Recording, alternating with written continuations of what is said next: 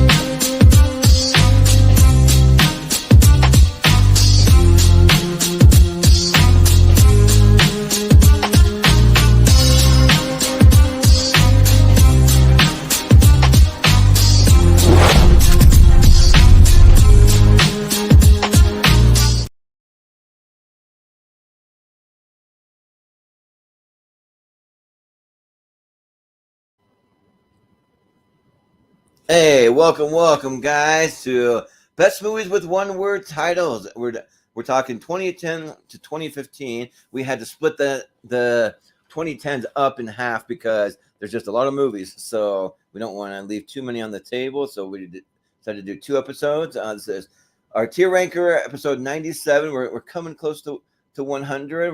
We're getting there. We've done well over 100 shows on this channel, but tier ranker specifically. So.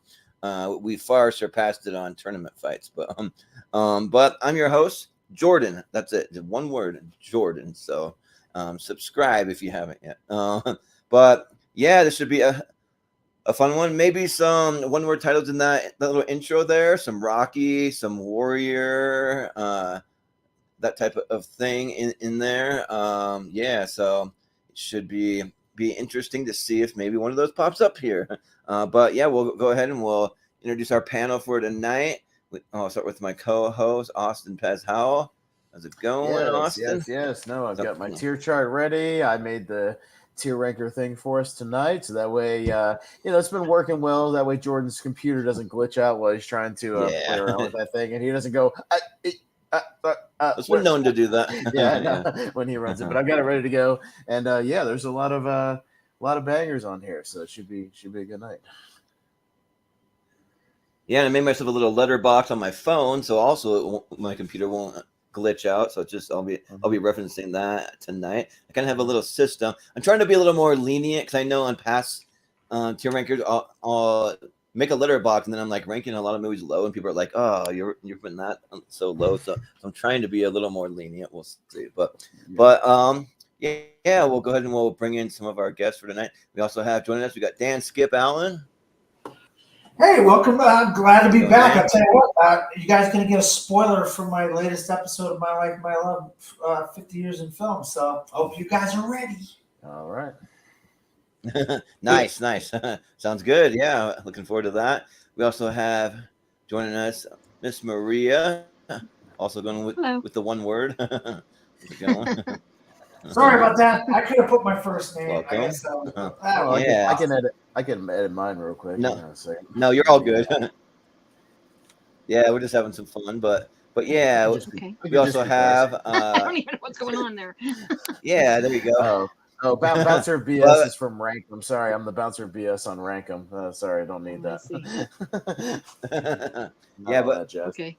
We also have Wolf here. He's just going by Wolf. I literally just had earlier. I had like Mega Movie Mind because Mega Mind's on this list, and I'm Mega Movies. But then I was like, but we're sticking to the one-word title thing, so I might as well, just go with Wolf. Make it sound like, it's just a one word, one name, one word kind of thing. So yeah. I'm really excited. There's some great films on this list, and I especially one. And actually quite a couple I will definitely be advocating for. So I'm excited. Nice. Sounds good. And we also have, last but certainly not least, we have Jordan Owens, aka JPO, and also I'll say happy birthday. He had a birthday yesterday, so happy birthday to Yeah, JPO. man. Birthday boy. 25 is such a crazy age. I mean, A long life to live. Hey, I'm 25. going, yeah, me too, man. Don't fact check. And 6 yeah, months going off. to the club, smoking all that weed with my college roommates, man. It's crazy. Crazy times, man. Yeah. Crazy, baby. But and I had a birthday hat. Maybe while Austin does a little intro, it's sitting in the room next to me.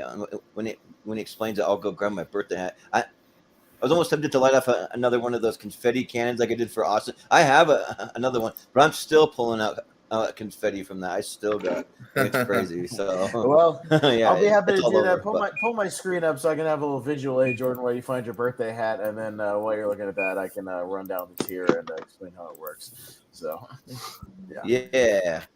Let's see. I mean this screen, right? Oh yeah, that screen Right, right there. it's coming. There we go.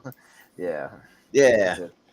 So we can break it down real quick. I'll be back in Yeah. the next 30 seconds. All right, so we have just a little over 100 movies to choose from here tonight. There's a lot of one-word titles, so we actually edited that down from a little more than that. But yeah, what we're going to do tonight is we're going to go around the horn. Everybody will get a chance to take a look at that pool of movies down there and nominate something. You can nominate it for any tier you like on the tier ranker to start with.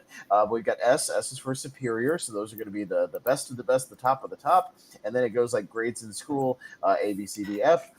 If you want to argue that it's not a one-word title, you could argue for that. We got a tier for that. And haven't seen. So we need at least 3 people on the panel to have seen it to qualify the votes there. Otherwise, it goes in the haven't seen tier ranker. As you can see, I've got all the posters nice and neat down here. I'll scroll down again those in a minute. But what we're going to be looking for tonight is eventually to get 10 movies in the S tier, so a top 10, so to speak, all S's, and then we'll have 3 honorable mentions from the A tier. So I keep track on everything with my life's little handy-dandy tier chart here. It's very scientific, very complicated, very crazy, but it works, and I keep track of everything. And so what will happen is when we get started, JPO will be first to pick a movie. You can pick whatever tier you like, and then he'll kind of give us a brief explanation why. Keep it under a minute or so, and then everybody else will get a chance to say, hey, I either agree with that tier or no, I put it in this tier, wherever you would put it, that movie in particular. We'll go for about 2 hours or so, and then when we get to the 2-hour mark, we'll wrap it up with a Hail Mary last chance kind of round. So if something doesn't get brought up during the regular rounds, no worries. You will still get a chance to bring it up in the Hail Mary round, and I'll explain a little bit more about that round when we get closer to it. That's kind of how it works. Everybody get a chance to nominate a couple of things as we go along here. I'll keep an eye on the clock, and other than that, that's how we kind of go. I reposted the actual list in the Facebook chat there, so you can refer back to it if you need to. But other than that, otherwise I'll kind of just scroll up and down little posters here if you want to look at that as well. But yeah, other than that, Jordan, I think that just about wraps it up. Unless you got anything else we need to address here? No, I'm just gonna say that I do have tons of confetti left over. So happy birthday! We got confetti. We got tons of it, and there it is, left over. So yeah. All right. Well, all right. So, if we don't have anything else, JPL, you'll be up first, sir. And I actually did manage this time to get them all in alphabetical order. So they are in alphabetical order. Easy to find. Nice. Easy to find. Look at that. Oh, nice. Look, there's the C's, there's some F's, there's some G's, H. Oh, it's a lovely alphabetical order. I like it. So, whatever you like, JPO, shout it out and I'll get it up there. Yeah, nice. Keep going. Well, I guess you're already there. Third to last, let's go with Whiplash. We'll bring that up right up front here. Right. I'm not a super superstitious person, but every once in a while, I do like to start the year off hot. So it wasn't this year, but I think it was last year where I wanted the first movie to see to be a really good movie. So I chose Whiplash as my first, let's start this year off hot. I just think it's a fantastic movie here. The kind of the drive of trying to be great here. You know, Miles Dillon is not necessarily a great guy, but he's got that drive, baby.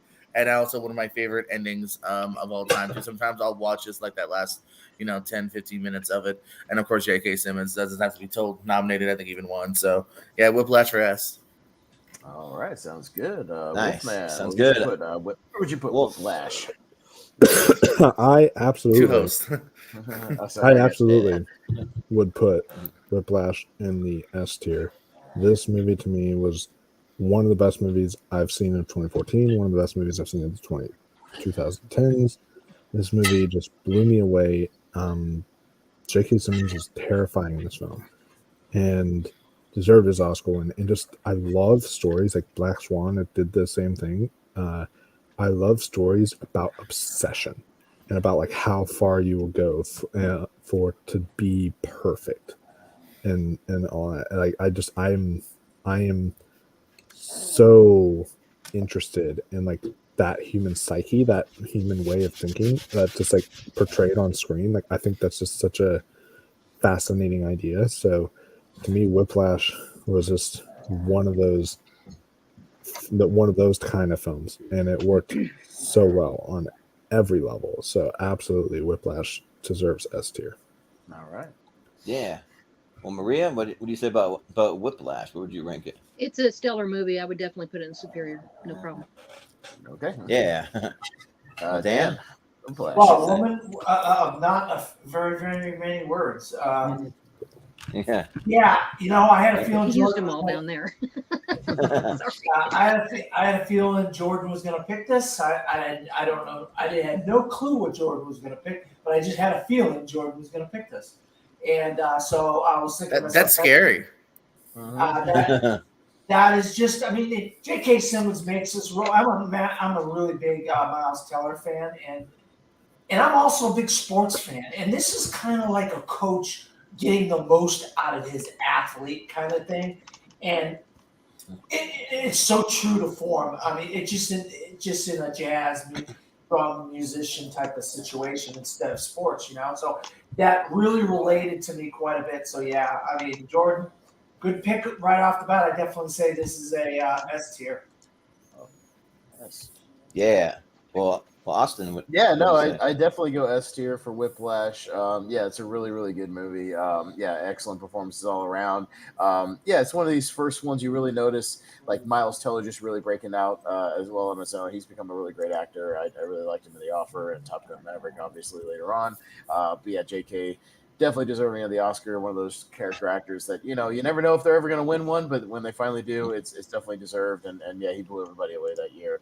And I don't know where I'd rank it when we eventually get to the top 10. We'll see. But for now, I'll definitely say S tier. All right, yeah, and I'm just gonna agree with all you guys because not only is Whiplash one of the best movies of 2014, it's like one of the best movies I've ever seen in my life. Like this movie is so good. It's in my 128, and I just love the obsession, like Wolf said, and then J.K. Simmons as Terrence Fletcher playing a great villain. Like I do think he is a villain, and it worked really, really well, and yeah, just the lengths that Miles Teller goes to try to impress this guy when he really doesn't need to, but he wants to like prove it to himself also, I think. And yeah, like it's just a wild ride. Like who would have thought like a movie about a guy learning how to drum would be that wild of a ride, but it is. So yeah, I'll go S tier. All right, sounds good. Well, Wolfman, will be down to you, sir. And let me scroll it on down here so you can see. I already know what I'm going to pick. Boy. It's probably going to be a risk, but it's the one that I am advocating for the hardest because this is the most overlooked movie of all time.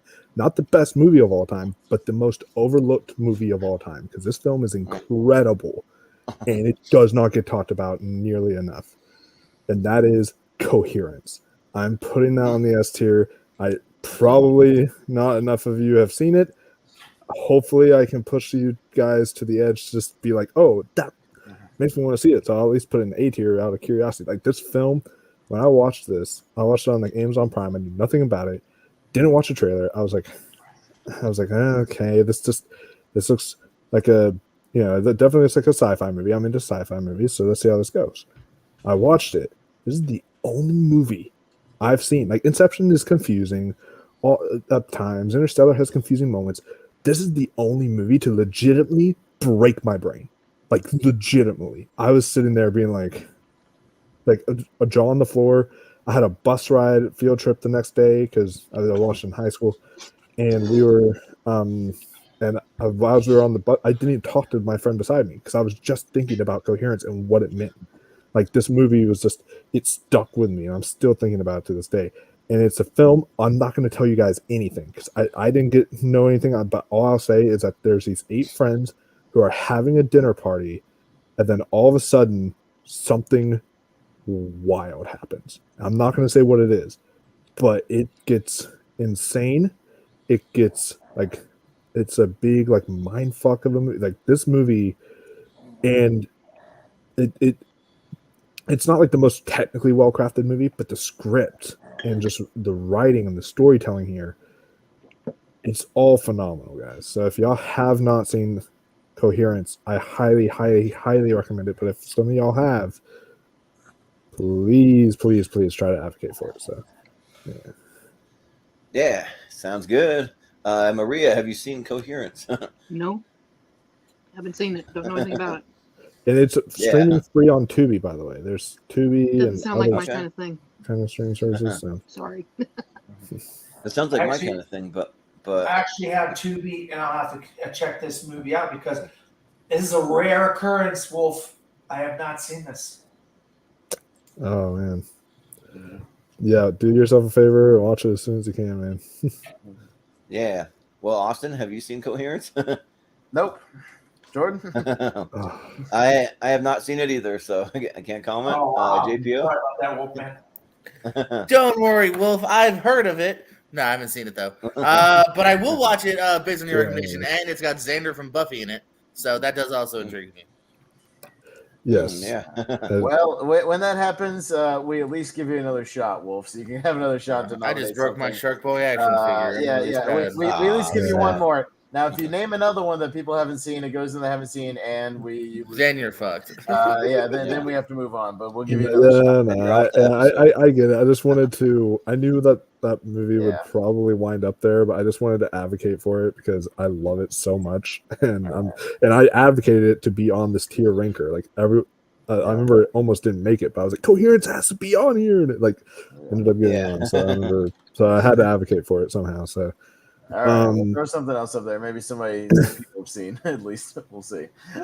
Well, the one I'll throw up is one I know people definitely have seen, and we just recently talked about another 2014 movie. But let's talk about what to me was the best movie of 2014, and that is Birdman. This movie to me was incredible, with the themes about show business, but also about like themes about letting go, themes about aging with the way Michael Keaton's character is, and about being like that has-been kind of character. Like this movie, it was very poignant, but also very hilarious, and just all the cast is great. And Eddie Redmayne, he was just like doing it Eddie Redmayne. Like Michael Keaton should have won the Oscar that year. He just absolutely was excellent in this film, and the cinematography, like the one shot kind of like style cinematography, was just out of this world. The score, like the technical aspects, the way they implemented the score, how the person was playing the actual drums, like in the movie, the same composer and stuff, like the way this film was done, it absolutely deserved a Best Picture nomination. The only film actually within like a recent time span where my favorite movie of the year won Best Picture.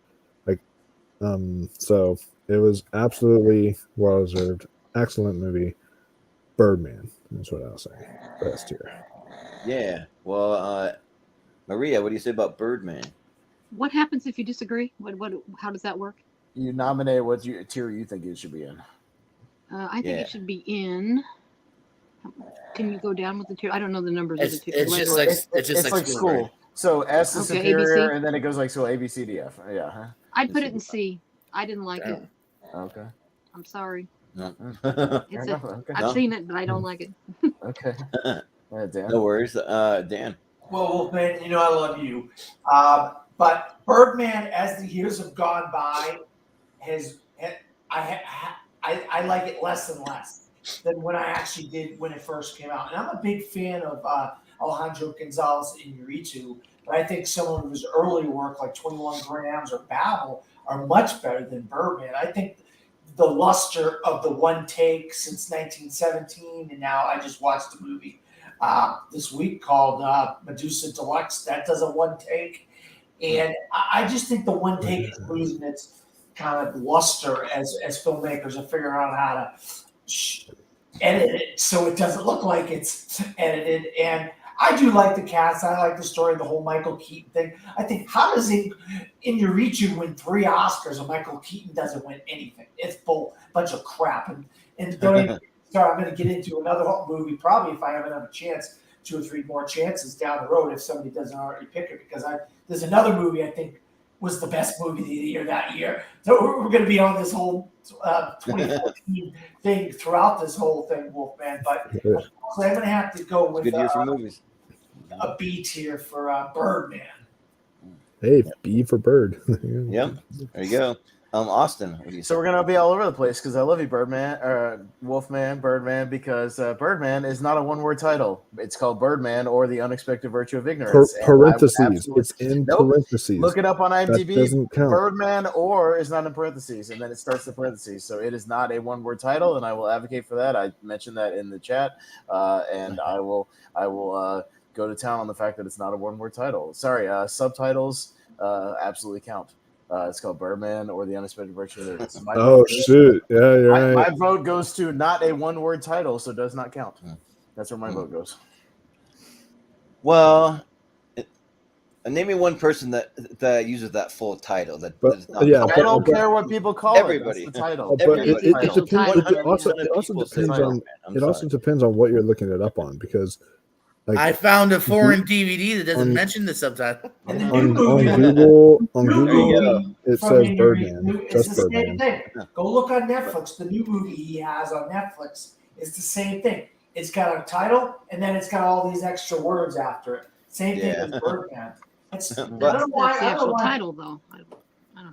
Yeah, but it's a one-word title again. It's another movie with a one-word title, then a bunch of words after it. Forget the name of the new movie. Wolf, you remember that new movie you just had on Netflix? Bardo. Yeah. Bardo or blah, blah, blah, blah. Yeah. Well, so for me, I'm not a big Birdman fan either. Sorry. But I probably need to give it a rewatch because I've only watched it once and I'm just like, this movie just seems a little like it's like total Oscar bait type of movie. And it just like wasn't really for me. I didn't really care that much. And so I'm going to be generous, and this is me being generous, and give it a C. And I want to rank it lower, but I'll say C. So yeah, just you can't rate it lower just for the craft alone. I know that it's a long title, and put it where Austin has his. Oh, you can change it. Yeah, as long as we haven't finised all the votes, you can. I want to change it to that title doesn't not one word. Okay. Yeah, sure. Yeah. JPO. Damn, it's getting all over the place. I don't know. Y'all had it on the list. I'm gonna let it go because I don't know. It was on the list and I really like it. I'm gonna say S. But I told Jordan it wasn't, and he insisted on it being there anyways because I only call it Birdman. So my word rules. And 99.9 of the population calls it Birdman. What do you think about this? I'm going to tell you the difference, though. I'm going to tell you the difference. I'm listening. When you look up Borat on IMDb, it just says Borat. When you look up Birdman, it says Birdman or the Unexpected Virtue of Ignorance.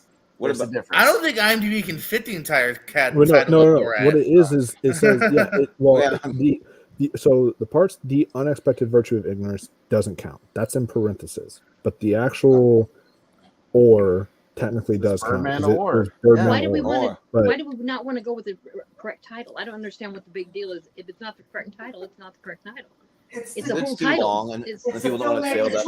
When we have matches, sometimes it's Star Wars Episode 4, A New Hope, or la and everybody loses their shit if it doesn't be perfect. Well, since it got like an A or a B, and I'm gonna give it an A, I don't think it's gonna matter. I'm gonna give it an A. Okay.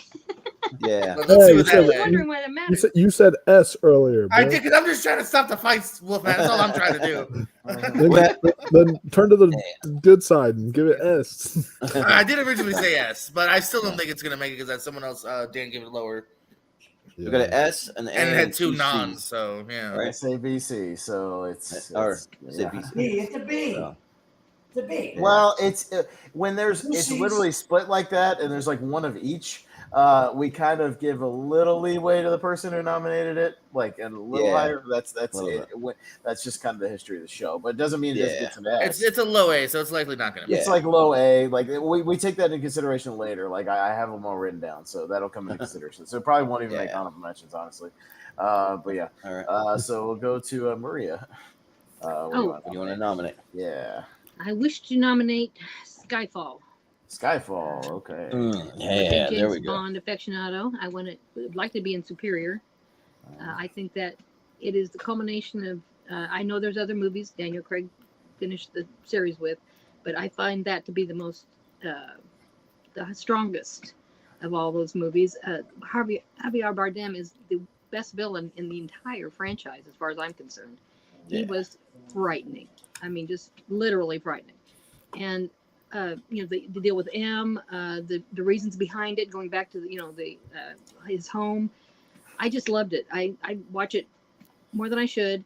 I do love James Bond, so I watch all the Bond movies. Well, maybe not Living Daylights or but it's my actual favorite, and I can't think of anything. I kind of dare you to find something not perfect about it, because I think it's just absolutely fabulous. So that's my pitch. All right. Yeah. Sounds good. Dan, what do you say about Skyfall? Yeah. Of all the Daniel Craig James Bond movies, this is the best one, in my opinion. And I think you really get this gritty, this down and dirty kind of James Bond. And as Maria mentioned, Javier Bardem is an amazing villain. But one of the things to me that really stood out in this one, and I'm a big fan of Sam Mendes as a director, but is the cinematography, I believe, by Roger Deakins. I mean, he's great. This is a freaking gorgeous film. Great action sequences. Yeah, I'm glad someone brought up Skyfall because that's one less thing I had to bring up. So yeah, definitely S tier for me. Yep. Austin, what do you say? No, hey, S for Skyfall. It makes sense, and it's true. It's my favorite Bond movie. And these Bond movies, when they're good, they're great. And Skyfall is amazing. Like you said, Roger Deakins, man. We don't talk about cinematographers enough, but top 3 of all time, gotta be, right? Like he's got to be. Oh yeah, conversation. He's got his first. Every movie he shoots is incredible. Yeah, every movie he shoots is incredible. He's great. I just realized a movie that might not be on this list that I think we missed that I might have to add in real quick. That Roger Deakins shot a movie called Sicario that's not on this list. Oh yeah. How's Sicario not? I don't know, but I may have to do a little editing real quick and add in Sicario because. But I gave the list to people for suggestion, but we all forgot. Yeah, well, I just now forgot because maybe I forgot that it was 2015, not 2016. If you're able to, I mean, it's up to you. I think I can while you guys are talking. I'll try to edit it in. It might take me a second. Okay. I might have to take it off screen for a minute, but Skyfall is definitely S tier for sure. Yeah, definitely.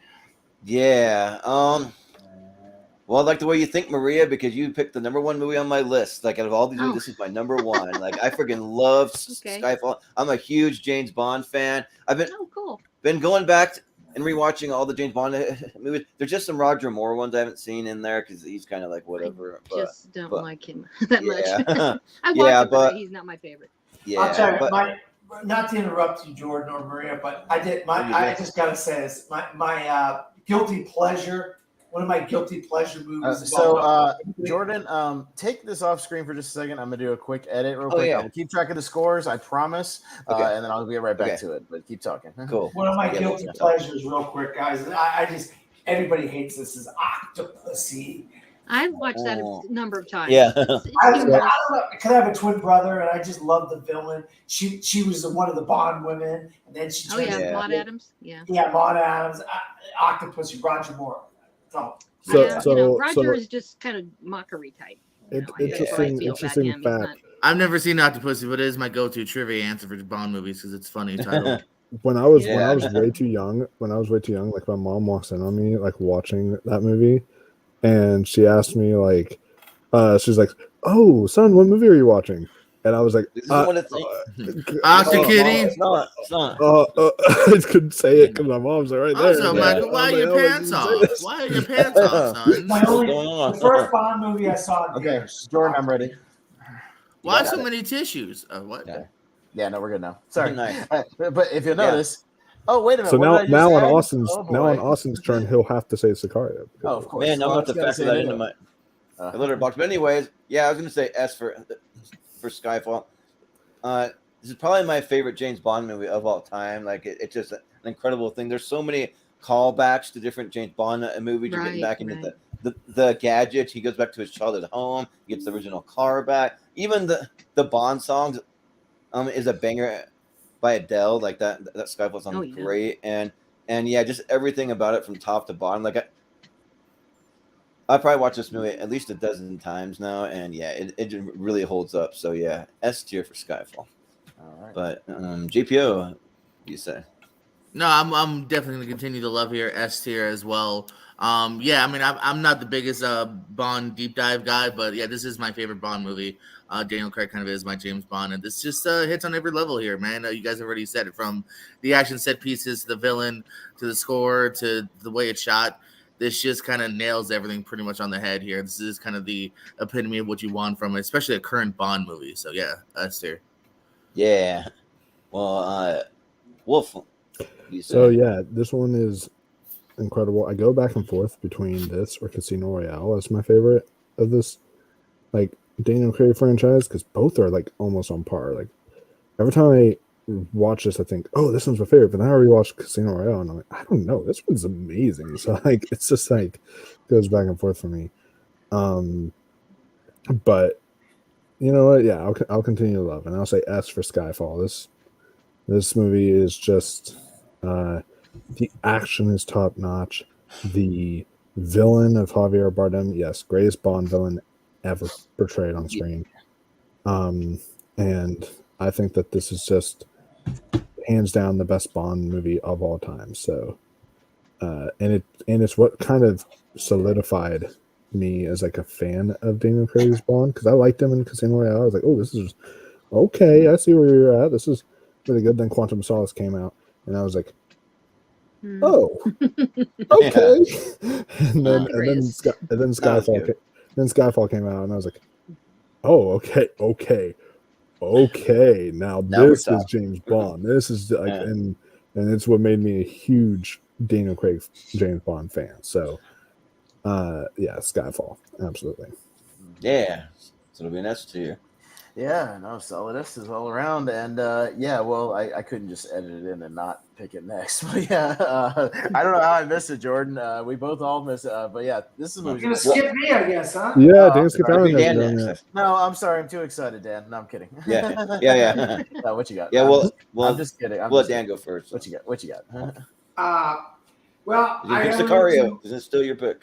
No. I alluded to my love, 50 years in film, and a movie that made it into my favorite movie of the year was a tie with another movie that's not a one-word title, so I'm not going to mention that one. But it's a little movie called Warrior. And I'll tell you what, I am a massive sports fan, and I love sports. And I'm not that big a fan of MMA, mixed martial arts. But I'll tell you what, this movie made me a fan of mixed martial arts.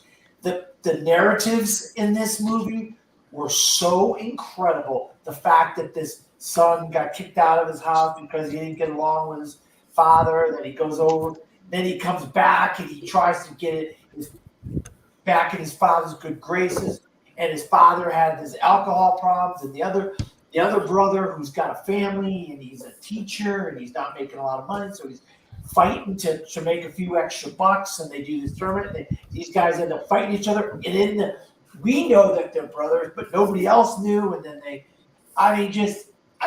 you can't.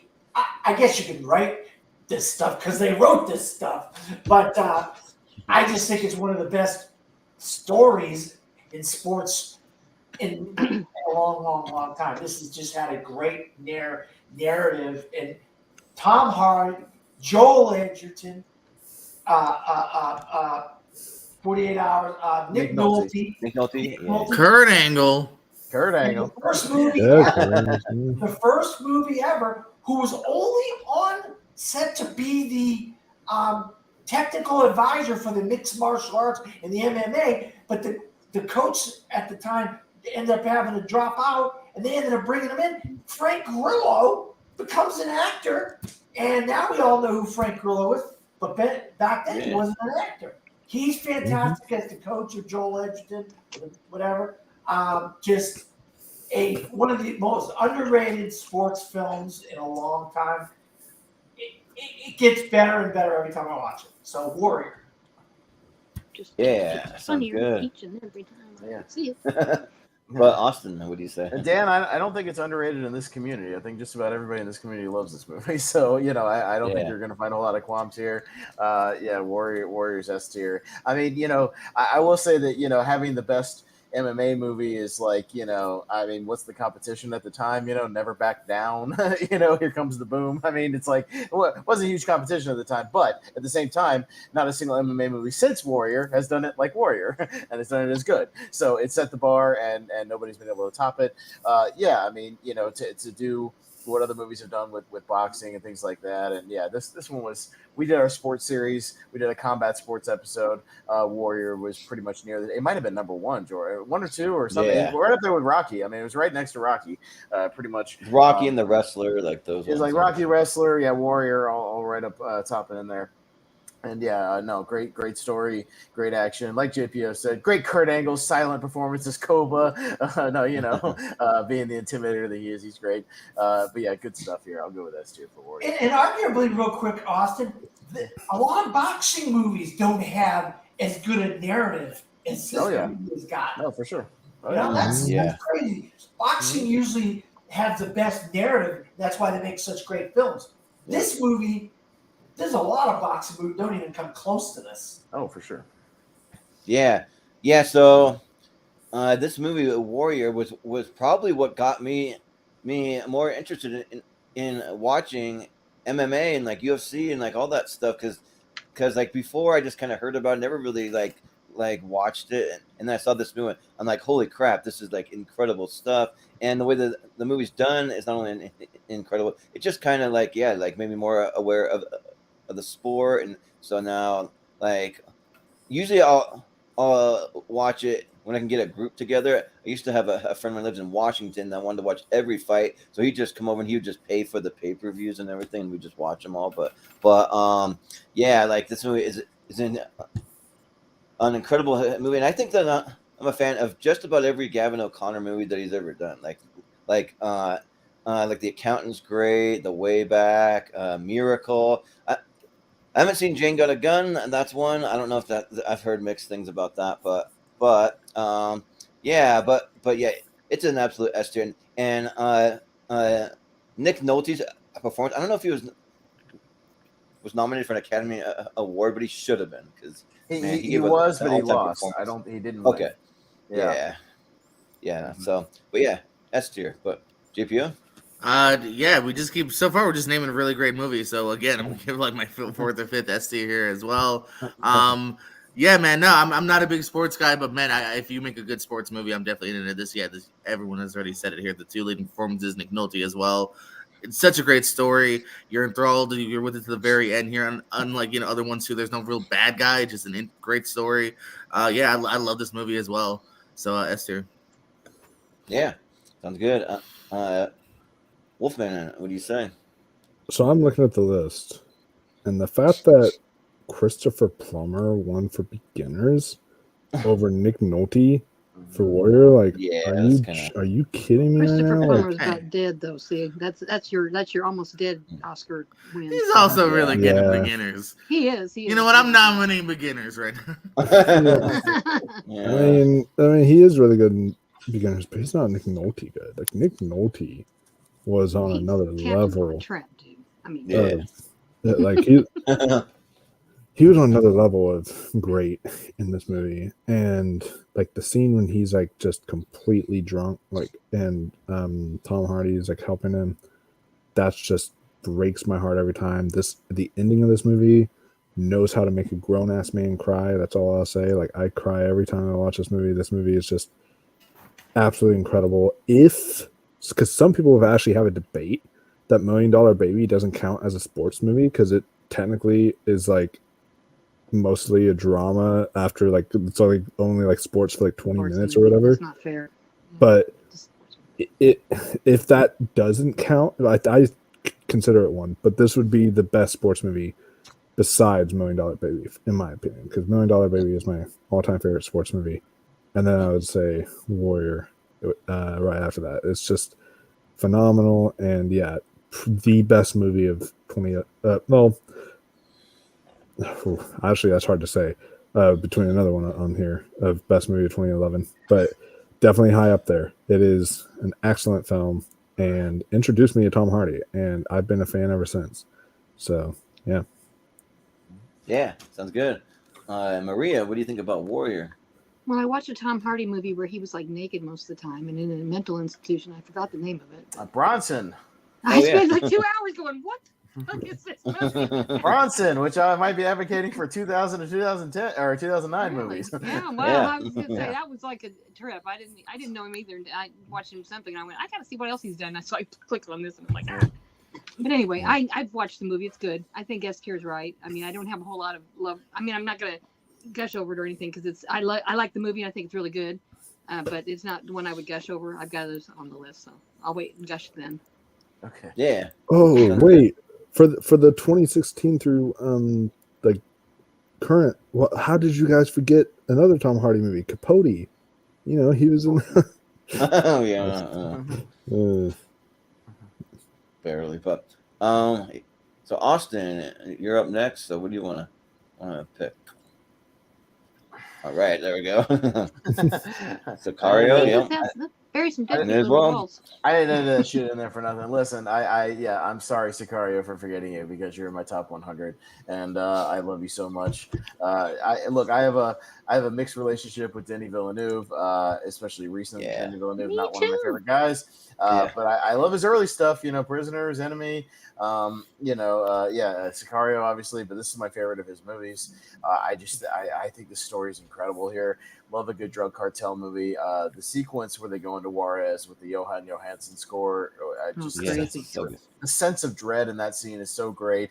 Again, Roger Deakins, incredible cinematography this whole movie. But yeah, an unbelievable performance from Emily Blunt here. Yeah, really.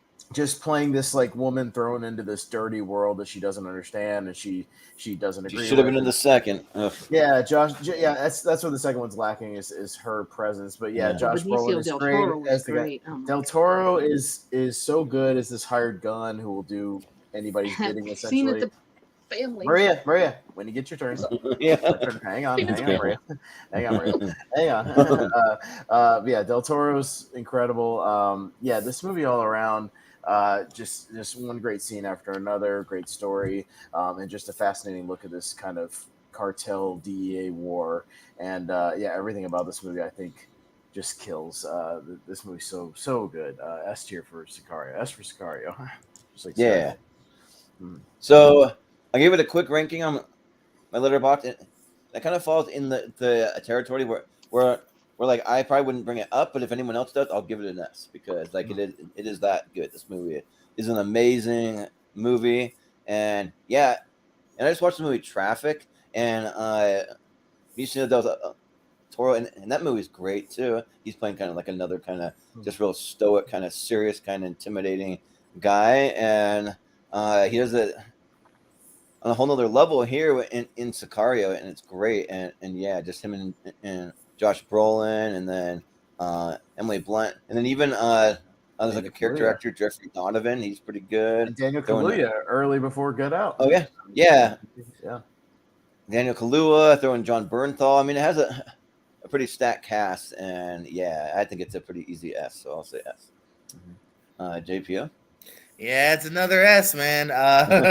If we ever do that roundtable of bad theater experiences, this is sadly on that list. But it doesn't mean this is not a good movie, though. It takes some punches that you don't necessarily see coming. It's a really good, especially I mean even rewatches, but that first ride too, I think it's really enthralling and a really good story here, man. Everyone's killing it. So yeah, Sicario S. Yeah, Wolf, what do you say? Well, hey, you still had it better than me, JPO, because I wish I would have seen this in theaters. I saw the second one in theaters, but I didn't see the first one in theaters, unfortunately. But yeah, I'm a big Denis Villeneuve fan. Not all the stuff I love, but I am definitely, he's still one of my favorite directors working today. And another one of his early works, by the way, if y'all haven't seen it, Incendies, that is incredible from 2010. Highly recommend it. One of his best films he's done. But another person could have made the list. It's only one word. yeah, it could have. It's 2010, but again, I don't think anyone on here has seen it. But another person I'm a huge fan of is Taylor Sheridan, who wrote this movie, and it's just such an amazing screenplay. And yeah, Benicio del Toro was just, oh my God, he was so good in this movie. Emily Blunt was incredible. The entire cast here, the scene when they stop traffic and that whole like shootout, that was maybe one of the most intense scenes I've ever seen, like in cinema. And like Roger Deakins' cinematography is outstanding. The way he shoots. Shout out Roger Deakins again. Yeah. It's just he's my favorite cinematographer, and the way he shot this movie is just incredible. And the score from the late Johan Johansson again just adds to every single element of this movie and makes it even more intense. Sicario wholeheartedly is S for Sicario. There you go. Yeah. Yep. Well, Maria, what do you say about Sicario? Well, before I say that, I just thought of a movie. I don't know what the year was, though. I might be earlier. Apocalypto, is that too old? 2006. Okay. Really? Jesus Christ. I thought it was So it'll be on the next one. earlier. Okay, never mind. Yeah. Yeah, certainly. Yes. I mean, the scene when Benicio del Toro's at the family dinner table, and the dread and the fear and oh my God, anxiousness. That's great. I mean, the whole thing that especially that shootout on the highway where the people are in the car. Oh my God. I was like, oh, what are you doing? You're in this car and what's going around? What are you gonna do? Anyway, great movie. Definitely deserves this. Yeah, also when you see Emily Blunt break down at the end too. Like, that's really totally powerful you too. Believe that 100%. Yeah. 100%. She's seen shit she didn't even know even existed. Right. And she's like, crazy. what the fuck happened? And like and the subtle acting that, like, when I rewatched it again, a lot of people wouldn't even take note of this scene, but I thought like they said so much just by staring at each other after Benicio del Toro leaves and he turns back around and looks at her in the window and she's looking at him. They're saying so much in just that scene alone, and it's just it's so good. Oh, yeah, and that's the first time I ever saw Josh Brolin and recognized him as who he was and thought, wow, he did a really good job there too. So that's a great cast. Good movie. Well, Dan, what do you say about Sicario? Well, guys, I'll tell you what. I am a massive fan of the Taylor Sheridan neo-Western trilogy. Amongst those is Sicario. And I love Benicio del Toro, Josh Brolin, like you guys have mentioned. I love the cinematography and so forth. There's just one thing about this movie I just couldn't get behind. And as the years have gone by, I really disliked it even more and more. And that is the abuse and the treatment of women. And this movie really abuses and treats women like they're a piece of garbage.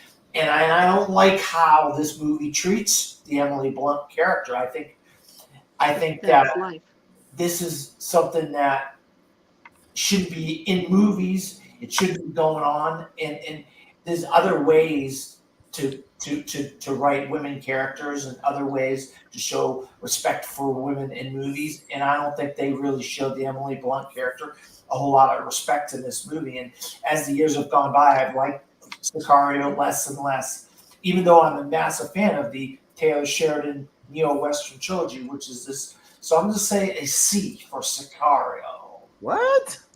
Ooh, wow. What? That's a definite hot take. A C? Yeah. Are you out of your goddamn mind? Holy shit. I think we're still going to stay in that. So. On point for... Yeah, I think it goes with the theme of the movie. I mean, I think it's very realistic too because she's dealing with a drug cartel. Right. Like, I feel like it's very. Were you in the theater with me, Dan? Is that the reason? Yeah, right. Yeah.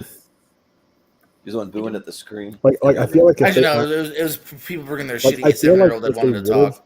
if they would have treated her well, I feel like that would have been completely. That would have been against the point. They would have treated a male character the same way if it was some rookie snot-nosed kid mouthing off about how illegal all the shit you're doing is. They would have treated him the same way.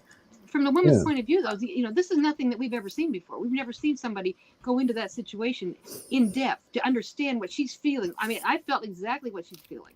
Yeah. She did such a great job with that, and I think it's really eye-opening. I mean, to show a woman put in that position, seeing these horrific things that she probably never even expected to see, and having to deal with it like she is a man. But then at the end, you see it's the toll it took on her, and that's the reason for it. I think you're misunderstanding why they were so harsh on her. I think it was for a reason, and I got it. I think so. I just disagree. It's okay. I don't have to like what you like. So it's okay. Right. But so I guess it's my turn next, and I want to bring up one that might be a little underrated in this circle, but I'm a huge fan of it. It was in my top 30 movies of all time, and at least because it's such a big surprise. I don't have the movie Dope, so I'm a huge fan of this movie. I think that that Shameik Moore gives an incredible performance here, and like this movie just a lot of fun. Like with all the old school hip hop. If you're a big fan of old school hip hop, like they have Digital Underground, they have a Tribe Called Quest, they got Ario, they got a bunch of like old school stuff, and it's really really fun and like just some like batshit crazy stuff because this guy, so I find a teenager that has to walk home through a bad part of town and like every time it's these people that like want to like steal from him, want to beat him up, want to get him to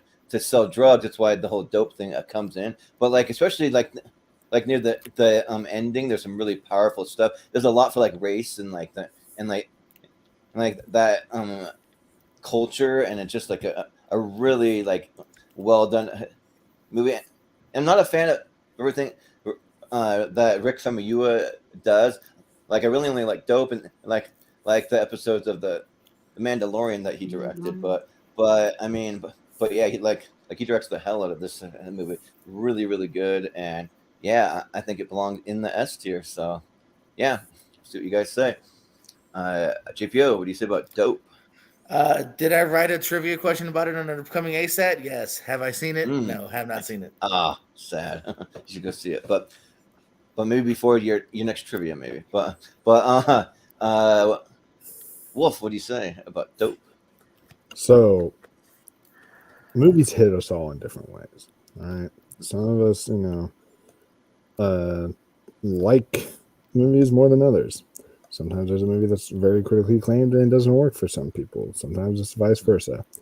In this case, this movie is one of those critically acclaimed movies I just can't really get into. I've watched Dope. I've watched it all the way through. It's one of those movies. I don't know what it is. Maybe it's the characters. Maybe it's what they're doing. I don't know what it is, but I just personally, I don't find it all that dope. So for me, I'm gonna say a C tier on this one. I think it's okay, but I don't think it's like. You a fan of old school hip hop at all? Like maybe not. Like maybe that doesn't hit you like that. I definitely like hip hop. Like I like mid '90s, and that kind of had a little bit of that kind of old school vibe of it. Like it. But for maybe I just need to rewatch it again. Sorry, my G, I'm just not that big of I only seen it once, but sorry, I can't raise the roof to S tier on that one, Jordan. I'm sorry. Right. Yeah. Well, it's all good. To each their own. I must be sipping on that scissor. Am I right? Yeah, right. Not gin and juice, though, huh? Yeah. I've not seen it, so I think it should go in that category for me. Sure, yeah. Sorry. Well, Dan, seem like anything about Dope? Very young. Yeah, no, I really like this movie a lot. I mean, I think it's it's such a realistic thing that could happen. You know what I mean? These kids find a backpack with a bunch of drugs in it. And then they have to figure out what to do with the drugs, and do they sell them and make money, or do the people come looking for the drugs? And it's in LA. It's so it's inner city. It's kind of an inner city movie, and I think this is a really good coming of age type of film that you don't really see, of kids and stuff in this type of neighborhood. You see a lot of other kind of coming of age films, but this is actually a good one. I'd say an A tier for me. Yeah, there's a crazy scene where like shows up at a girl's house and she's like high out of her mind and she's just running around naked, going crazy. Like that's like funny but kind of weird at the same time. But Austin, what do you say? Look, I am an old school hip hop fan. If you look at my Spotify, you'll see a lot of old school hip hop on my Spotify. I like the first 20 minutes or so where it's just this kid who kind of wishes he had lived in 1992, you know, with the OMTV raps and all that stuff. And yeah. I would have liked the movie more, honestly, if it was more about a kid out of time trying to live in a time that he doesn't. Maybe he becomes an artist and tries to do old school hip hop or whatever. I just find that whole like drug subplot they get into, I kind of lose the movie after that, and I find it kind of generic. I would have been more interested in that first 20-30 minute type of movie about this kid who just you know, it doesn't think he was born at the right time or something. I just don't find the rest of the movie that fascinating. I never have. C tier. I'm kind of with Wolf. I don't think it's a bad movie. Well, I'm not as interested in it after that 20 or 30 minutes, honestly. So one of the things that I just want to shout out that like at the end you get the little monologue and like that's like probably one of the most powerful things in the movie. Like it just hit me like that part. So when a movie has a good ending, when it can stick the landing at the end, it is great for me. But where we at on votes? But B, okay, B tier for dope. Yeah. JPO. So back down to you, sir. All right. Well, hey. Before Sicario could run, you had to have another movie from Denis Villeneuve over in the Prisoners. Let's get Prisoners up on that S tier, at least for me personally here. I think this is first big American feature film as well. I think he knocked out the park, immediately put kind of a name on himself to get a movie like Sicario made. But in a different way, it kind of also reminds me of Whiplash and the idea of obsession. You know, in this case, it's about, just getting your kid back here. Hugh Jackman's kid is taken along with Terrence Howard, and just the lengths that he will be able to go through. And again, you are enthralled with it from the beginning to end. Maybe the best, obviously Wolverine, but maybe the best Hugh Jackman performance here. Gyllenhaal is great as well. Another one title of a new film, Enemy, as well from this decade, or this time period rather. But yeah, The Prisoners was just a great film here, man, and immediately kind of gave him a name that I think he's relatively lived up to. I like Dune. So S here for Prisoners. Yeah, sounds good. Wolf, what do you think about Prisoners? Yeah, so Prisoners to me was just such an exceptional movie. Like what JPO is saying, how it deals with obsession and how it just delves into the human psyche of it makes you think too of just how far would you go for that person that you love in your life? If a daughter was taken, whenever I eventually have kids, I want to rewatch this movie because I'm sure it'll have an even greater effect on me. And I already love it, but I'm sure it'll have an even greater effect because this movie to me it brings up that morally gray question, and I really find it fascinating. And of course, all of them are great in here. The fact neither Jake Gyllenhaal or Hugh Jackman were nominated is a travesty, in my opinion. They're both excellent in this film, and Paul Dano is creepy, and I'm a big fan of abrupt endings, and I thought the abrupt ending of this movie was actually very perfect. I thought it ended so well, and just overall, just the tension and just the way it is just this is absolutely one of Denis Villeneuve's best, and maybe even his masterpiece. This is high up there. I would say Prisoners, absolutely S tier, maybe best movie of 2013 as well. So, yeah, sounds good. Well, and Maria, what do you say about Prisoners? She's adjusting. Can you hear us, Maria? What do you say about Prisoners? Okay, we'll come back to her. Yeah, we'll come back. Dan.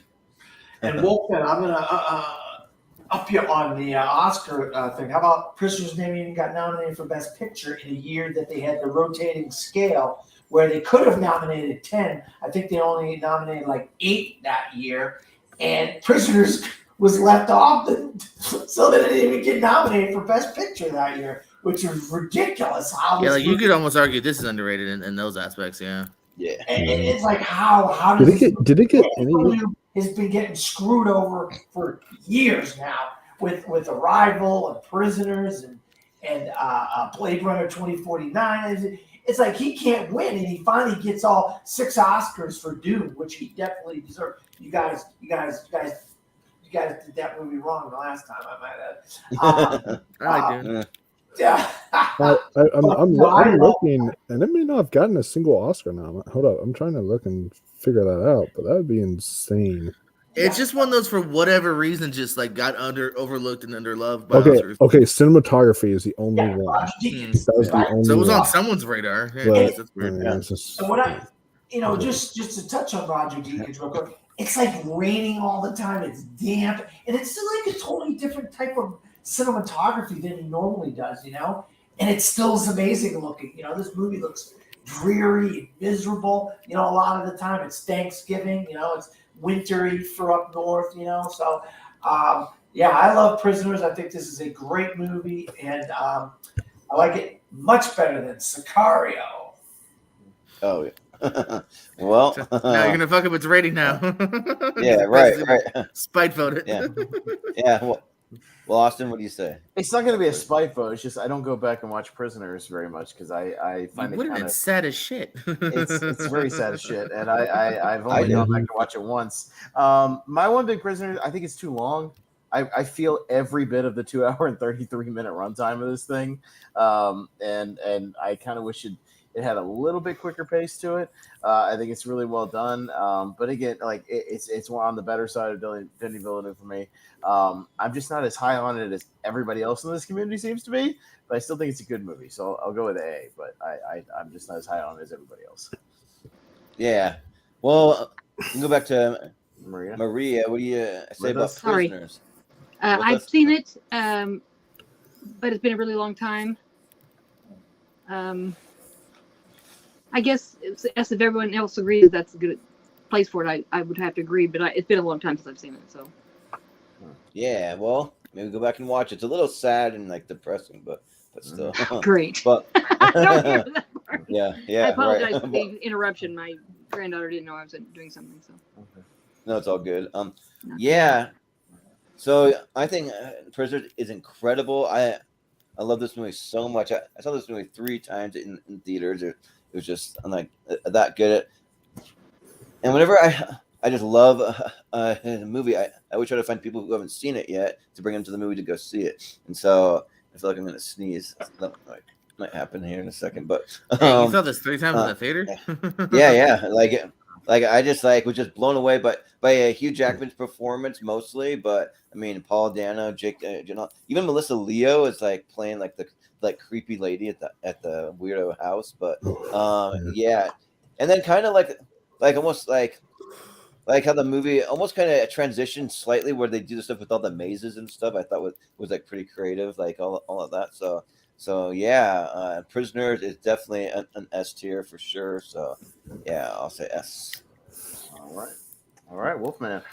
All right, Yeah. so y'all have 2 Denis Villeneuve movies in there. Let's do a director. Not an enemy. Let's get 3. Everyone has said that this director is like what Denis Villeneuve is like of this generation.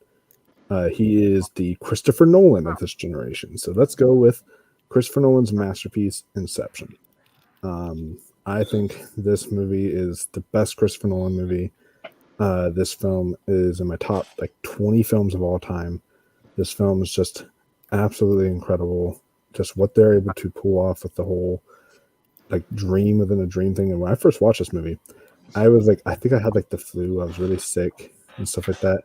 And so I did not understand a damn thing that was happening. I hated the hell out of it, but that was probably because I was sick. And then whenever I rewatched it, not sick, I was like, "Oh, this movie is incredible!" And I rewatched it a 3rd time in theaters for the re-release that they did around when Tenet was coming out, and it just blew me away even more in theaters. This film, I can just keep on rewatching this and get more and more out of it, and notice little extra details that I didn't catch before. Like, for example, when he's in the real world, he's not married, so he doesn't have his wedding ring on. But whenever he is in the dream world, if you notice, he always has his wedding ring on because he's married in the dream world. And so at the end, when he spins the top and he's holding his kids and stuff like that, and people are like, "Oh, was that real or was that not?" It's real because if you look at his finger, he doesn't have his wedding ring on. So like, it's something like there's like things like that you just like little things like that you notice in the film the more you watch it, and it's just everyone, the entire ensemble here is incredible. The visual effects are just out of this world. This is just one of the best just movies and just movie experiences I've had in my entire life. So Inception, for sure. Yeah. Well, Maria, what do you say about Inception? I don't like it. I will put it down at C. I've never liked it. I think it's confusing. I don't like Christopher Nolan. I'm probably a bad person to say that, but I just don't. I've tried to watch it. I don't care about it. And yeah, sorry. That's my take on it. Maria, you and I disagree quite a bit, but I still love you. Well, thank you. I appreciate that. I appreciate the love. Yeah. I feel bad that I don't like it. My sons love it. They try to get me in there every now and then to watch it again. I'm like, I don't get it. It just doesn't. It isn't for me. That's okay. It isn't for me. He's fine without Maria. He's fine. Well, it was like at the start where like Chris Nolan was starting to get a little convoluted, but I don't think he was quite there with this one yet. But Dan, what do you say? Yeah, I mean, up until recently, this is my second favorite Christopher Nolan film, and I just think this film does so much different types of styles within one film, and the room where they're like upside down and going, that whole scene, when you get to see the special effects and how they did some of this stuff, I mean, it's some incredible work that they're doing. I love that. What was that, Wolf? It's like they were upside down, spinning around. Yeah. Zero gravity, right? Zero gravity. And it deserved its special visual effects Oscar for sure. God. Yeah. That stuff was incredible. I mean, arguably, you tell me something Elliot Page has been in since this worth of crap. I mean, she, whatever. I mean, her career went in the toilet after she transitioned, but she was great as Ellen Page in this. Tom Hardy was great in this. I mean, a lot of people were fantastic. This is really a phenomenal film. I think like film classes and people are going to be studying this film for decades to come. That's how good this film is. So yeah, I actually agree with S tier. Yeah. Austin, what do you think? I'll go S. I've cooled off on it just a tad, but it doesn't mean the movie is bad. I just have really championed other Christopher Nolan movies a little bit higher that have creeped up on my list of Nolan films, but it's still an S tier.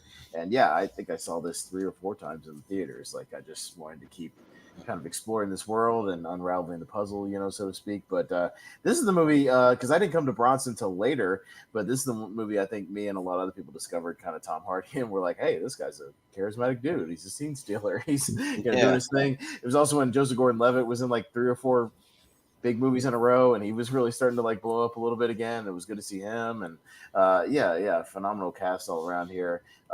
Excellent, cinematography, special effects, the whole gamut. So yeah, I'll say S tier for it. He was like a Frenchman, right? Right. Tom Hardy was playing a Frenchman with an accent and everything. It was kind of funny because you see him later and you're like, holy crap, that's that guy from Inception. He's a good actor. Yeah. It's good. Yeah. You mustn't be afraid to go a little bigger, darling. That's on me. That's on me. Yeah. Well, yeah. So I think Inception is one of those movies that you probably should see multiple times in theaters when it first came out, just to better understand it, to catch little nuances. Like there's a lot to unpack in this movie. Like even a movie where if Christopher Nolan ever wanted to make a sequel, I'd be okay with an Inception sequel. It's not necessary, but like it could be interesting. So just based on the way it ends and stuff. But yeah, I think it's really good. But when I go back to it, like it kind of doesn't hold up quite so much on a rewatch. as it did when I first saw it. Still really, really good. So I think I'm gonna go A, but it's like still like great, but it's just not quite the S for me. So yeah. JPO, what do you say? All right, and I'm I'm gonna say yes. I love this movie too, man. This is definitely one of the top movies of that year. I might have gone down a little bit upon rewatch. Again, kind of like I was saying before. Like I think that first watch is just really magical, and it's hard to totally capture it again. But I don't try. I try not to hold that against it. It's still a great concept here. I love the cast. My boy JGL. Maybe we'll talk a little bit more about him later, depending on how many movies we get to. Yeah, I love Inception a lot. Yeah. So stay in S tier. Yeah, we'll stay in S tier for now. It's got 4. So, Maria. Back to Maria. My next one. Torn. I had the list up here, but then moved it because of the stupid phone call she sent me. Yeah. Sorry about that. Well, I guess I'll go out and say this right now. My next one's Argo. Okay. I love these kind of movies. I love a factual basis. I know it's a dramedy more than it is it's a take on the thing, but I want it in the S tier if possible. I love it. I think it's the most tense, something that I lived through. I'm that old, and I know a lot about in the real world, turned into something that is fictionalized, sort of, but did happen. And I just think the tenseness, the worry, I'm like, what are they gonna do? I know they got out, but I didn't know that, so much that I was like, is this gonna go somewhere weird? I think Ben Affleck did a great job. I like him. I like Matt Damon, both of those guys that can do no wrong in my opinion. I think they're great. And I think this was a really good movie. Tense, based on facts, used really good cinematography, really well written script. And they just knocked it out of the park because nobody knew this was going on at the time. And yet it's, now hearing about it, it makes us more proud of our country and Canada. What the heck? So yeah, Argo. Yeah. That's fine. Yeah. Dan, what do you say about Argo? R.I.P. Come on, guys, help me out here. Philip Baker Hall. Alan Arkin? Arkin. Both of them. Oh, and Philip Baker Hall, yeah. Yeah. Alan Arkin. I'll tell you what, I freaking love this movie. Ben Affleck was just on a roll at this time in his career as a director. And I'll tell you, take something like this that nobody knew about. The thing is, we wouldn't even have gotten this story if what happens is government papers sometimes, they have like a statute of limitations where they run out after like so many years. And the statute of limitations ran out on this stuff. And so it came out and it's like, holy crap, this story is amazing. And so the fact that they got the script and then they turned it into this movie and then ridiculous. How does Ben Affleck not even get nominated, let alone win Best Director? It's tense. He did good. I think. Especially considering the fact he won the DGA. Yeah. John Goodman was great. I mean, like every other award out there for Best Director. yeah. It's unbelievable. But I absolutely loved Argo. I think it was my number one favorite movie of the year that year when it came out. I can't remember what else came out that year. Jimmy Carter was able to, verify it. So at the end, so we know that it did happen. There was actual live president. Yeah, it's a great film. It's hard to imagine a film this because nobody knew anything about this. That's what's amazing about it, So yes, S tier it is for me. Yeah. Well, Austin? Yeah, I'll go S tier for Argo. Yeah, it's a really solid movie. To where the beginning you got this really great sort of political uprising, thriller, but then you got this almost comedic, second act of them making this fake movie, and it's just as fun. Like it kind of gets comedic and silly almost, in this middle one to where it kind of eases the tension a little bit, gets you kind of laughing, and then it brings it all together with both parts, kind of at the end, and that kind of race to the airport and all that kind of stuff, and it's really tense. Ben Affleck is, sure he's had like that one misstep with that one all night movie, wherever he did that one. Yeah. It's like, hey, but we can forgive that when your other movies are that damn good. Like every director's allowed to misstep. It's fine. But yeah, he really killed it here. I'm glad he at least has an Oscar for, because it won Best Picture. So he at least has one on his mantle for this movie, just not Best Director. Well, he won an Oscar for Best Writing for. Well, I know, yeah, that's what I mean. But at least he got one for this movie. Like, it won Best Picture, so at least he got something out of it. So he didn't get totally screwed. But yeah, I agreed. He should have at least been nominated. That's kind of silly. But yeah, he's phenomenal. He's good in the movie as well. So yeah, I'll say SJ Fargo. Yeah, this movie just kind of like baffles me. Yeah, like how Ben Affleck won the Best Director for all these like every other award out there, but then he wasn't even nominated for Best Director. That's like the definition of a snub right there. But like, despite saying that, like, I'm more kind of pointing that out in a factual way because I'm not a huge fan of Argo. Like, it just isn't really like a Jordan movie. It just kind of just drags for me, and it just doesn't really like catch my attention super well. But like, it's one I want to give a rewatch to and see if I can appreciate it more, because a lot of movies where like I didn't love it the first time, but I can kind of see some potential in it that like everybody else loves it, and I should go try and give it another shot. But for right now, I got to give it like a C for me. Like, it's just where it is for me. So sorry. I know it's a lot of people talking in rooms, and Jordan doesn't like that. It is true. So yeah. Even though 12 Angry Men is people talking in rooms. I know, we've talked about that. They do it better. Well, it is a Jordan movie when you're talking to this fucking Jordan, because I love this movie. Add me at Letterboxd, add Ben Affleck. I got a lot of love for Mr. Affleck here. Absolutely snubbed. No, man, I mean, this I love a good talking movie. If the dialogue's good and you got great actors doing it, man, there's also some thrilling sequences here of them trying to get out. I'm also a big fan of movies that are kind of slightly about movie making as well. You get a little bit of that in here with the great John Goodman and whatnot. And even that person agrees. So yeah, this is ST for Argo. Right. Go fuck yourself. Mm-hmm. Yeah. Good job, Jordan. Yeah. Well, Wolf, what do you say? Yeah, no, the dialogue is great in this. There's a reason why it won best screenplay and among many others. This is a really great movie, and yeah, the Ben Affleck, probably up there with Tony Collette's like biggest snub in history. Like, it's, I don't know, or One Tree Neighbor, like up there with those is one of the biggest snubs ever. This is just a fantastic movie, and yeah, I'm not gonna go S here because I've only seen it once and I want to see it again, but I will go A for Argo. There you go. One last thing I wanted to say is my grandson was at the International Spy Museum in Washington. They got me an Argo cup that says "Go fuck Argo, fuck yourself." Oh, nice. So they really sell those souvenirs like that. It's crazy. Yeah. I'm like, they have that for 10th grade. Yes. Well, I think what it is for me is that I have major ADD. So like, once people start talking for a long period, my mind is just off in left field, thinking about like daydreaming. Like, that's just why. Yeah, so. Argo needed more lasers and people flying around. I know. Yeah, I know, right? Something like keeps like little kids' attention. That's why my mind. Only as good as Jurassic World Dominion. Yeah, I know. That's not nice. At least there's enough like non-talking scenes that keep my attention.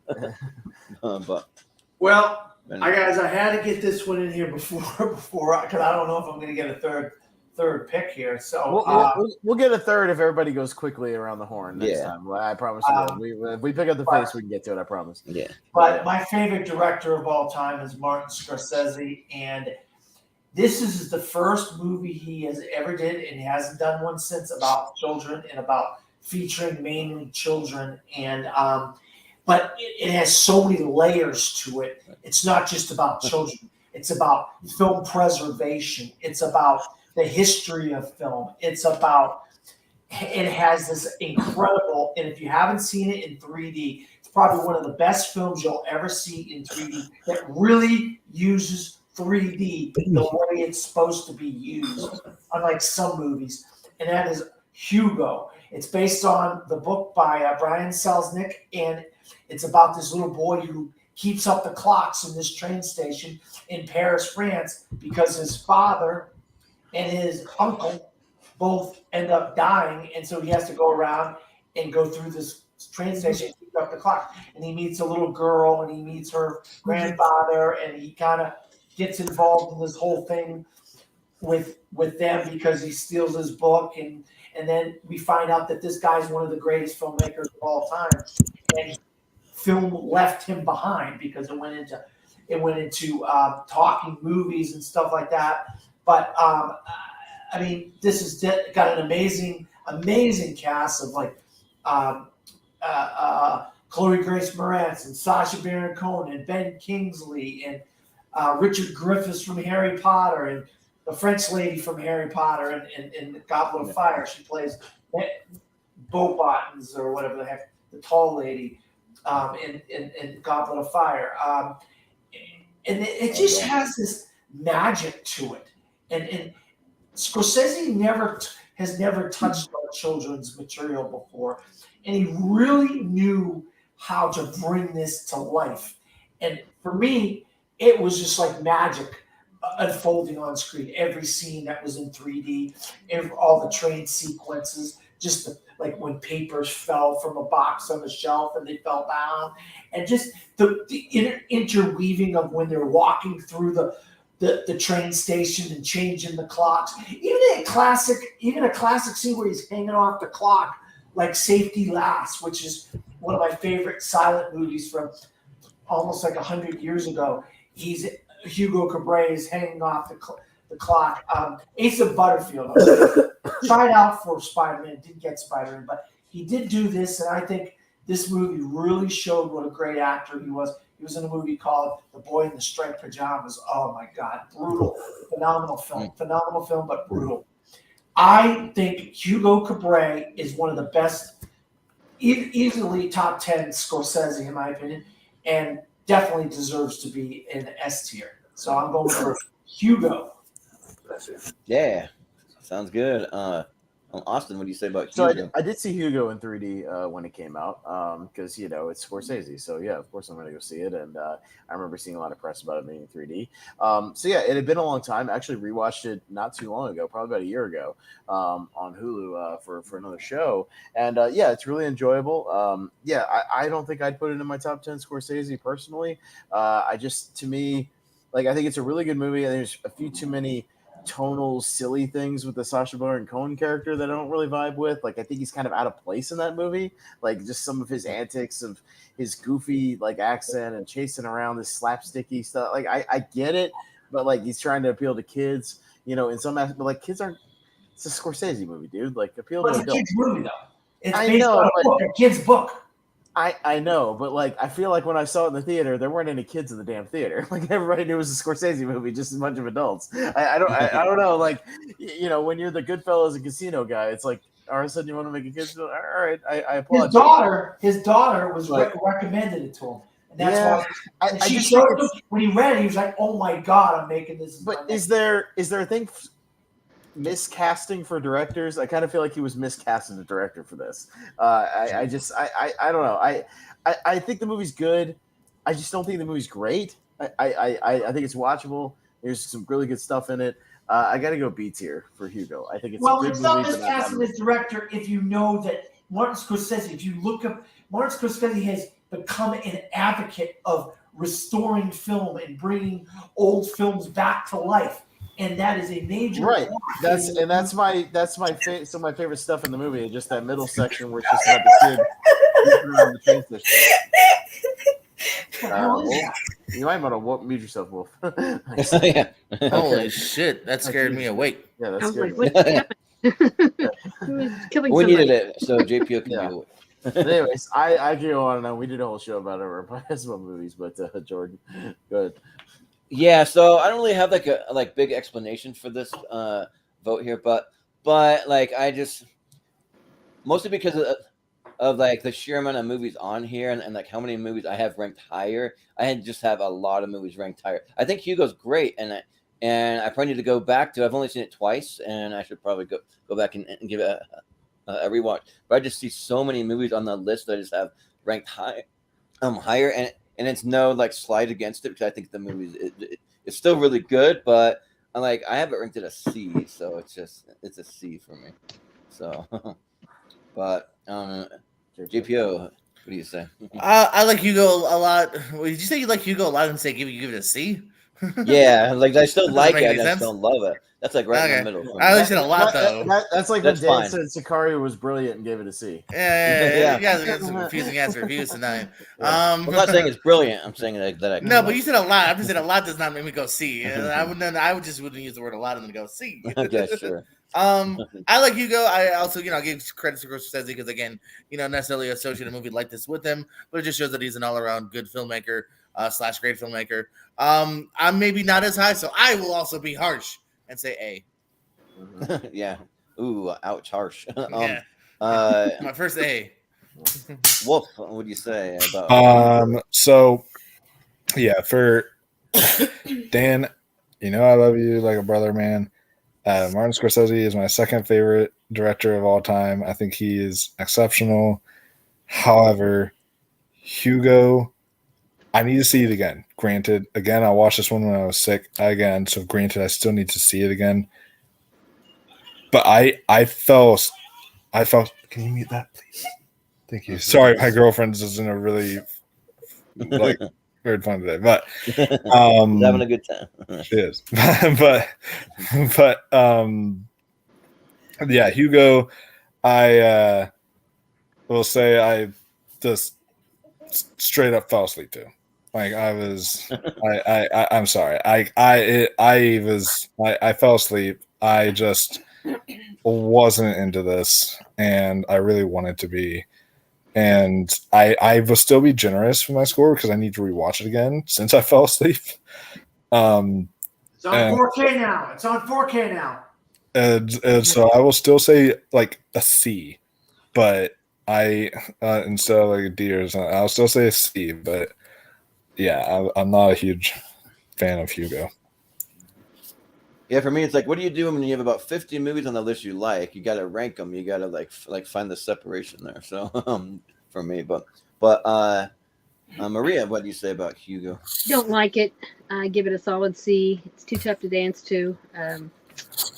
It's just Scorsese. What? Come on, do what you're good at. I don't like it. I'm sorry. You love it. You love it. Spielberg's supposed to do just kids movies and not war movies or Auschwitz movies or whatever. You know what? They have a place, and let's not go crazy here. But also, this has a place, and it's not. Did you say it's too tough to dance to? Yeah, I could do that in bandstand back in the day. Sure, I liked it. I don't really get it, but cool. Yeah. Well, wow. What can I say? Where are the votes at? Kind of around here, actually. Okay. Unfortunately, yeah. S, A, B, 3 C's. So, yeah, it's going to get dragged a little bit. All right. Okay. Awesome. All right. So, let's go to what I think might be one of the best comic book movies of the 2010s. One of the best action movies of the 2010s. And just an absolute best. No, not Chronicle, but Jordan can try. I will. Let's go with Dredd.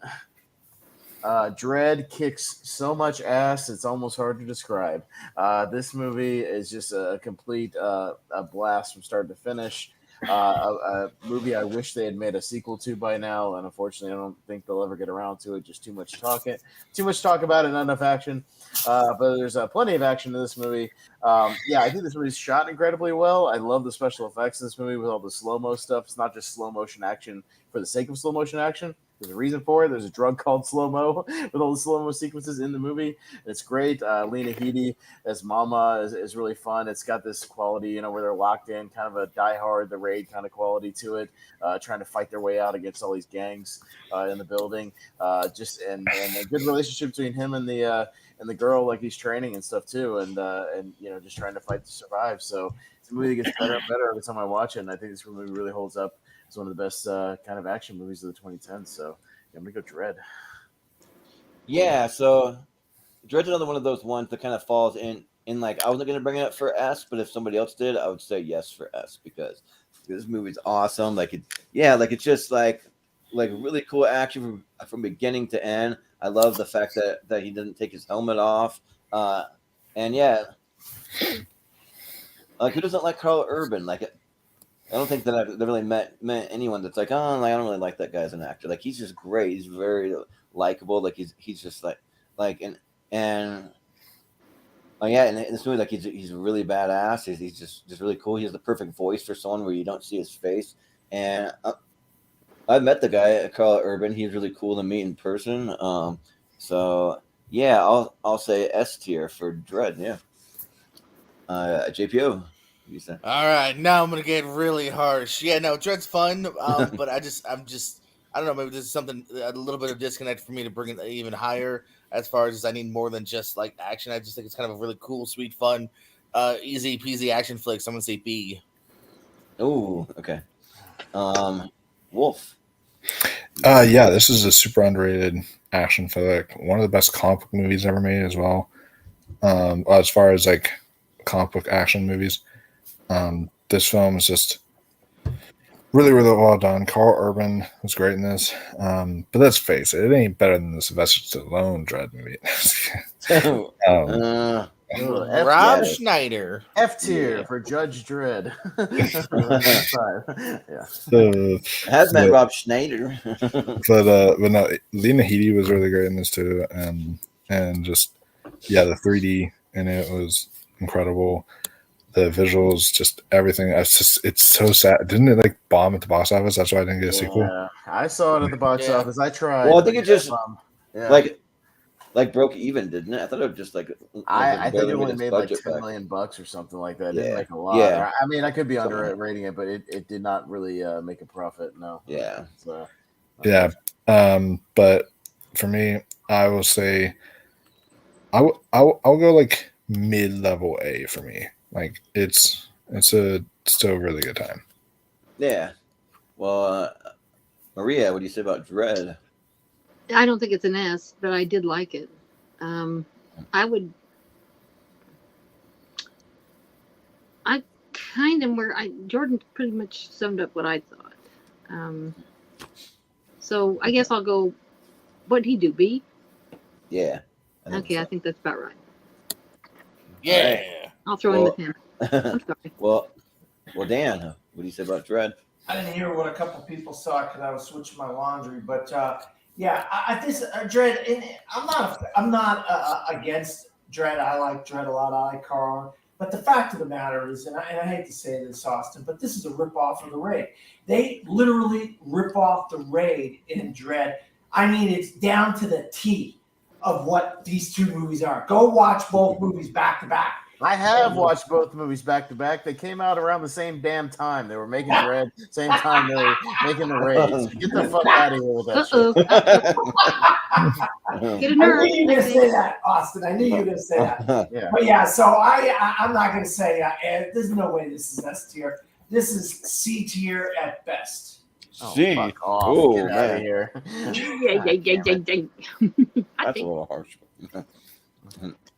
But so where does it lie then? Like an A or something? Fuck me. Oh, Jesus Christ. You're out of your damn mind. All right, anyways.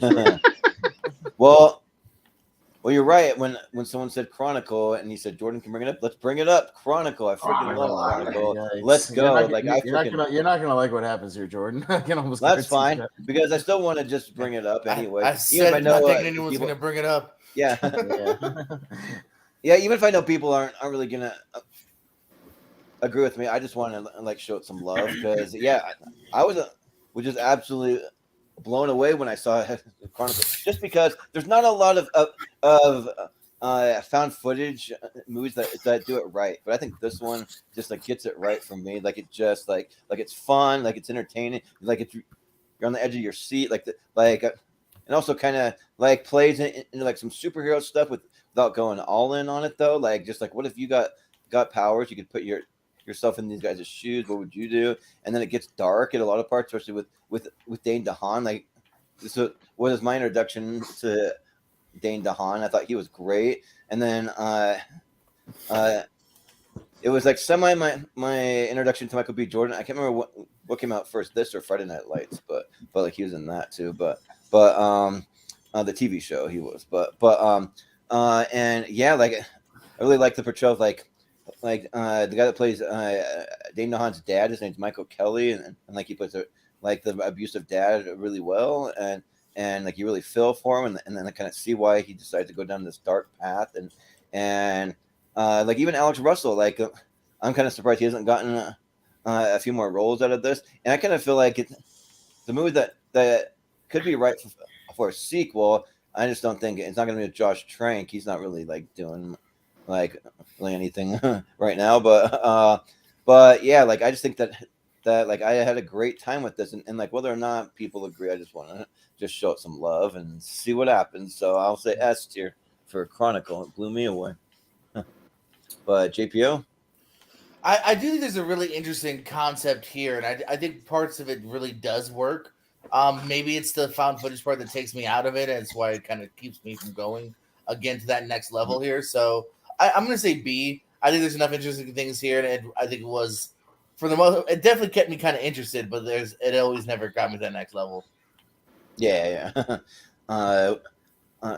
Wolf, what do you say? What does the word chronicle begin with? Cron. S. It begins with S. And I, because I'm a big found footage person, but there's a found footage movie. There'd be an S in there, Jordan, if they made a sequel and called it Chronicles. Which right. Yeah. But the S was a 2. Name. That's how you'd have to do it. Chronicles. Chronicle 2. Yeah. It's just the S was a 2. Yeah. It's just like expend 4 bulls. Expend 4 bulls. Or now they're going to do talk to me, like the number. Yeah. Well, at least that makes sense. 2 and 2 are the same word, so that makes sense. Yeah. But it's just like, but they're doing like all sorts of crazy stuff. So, but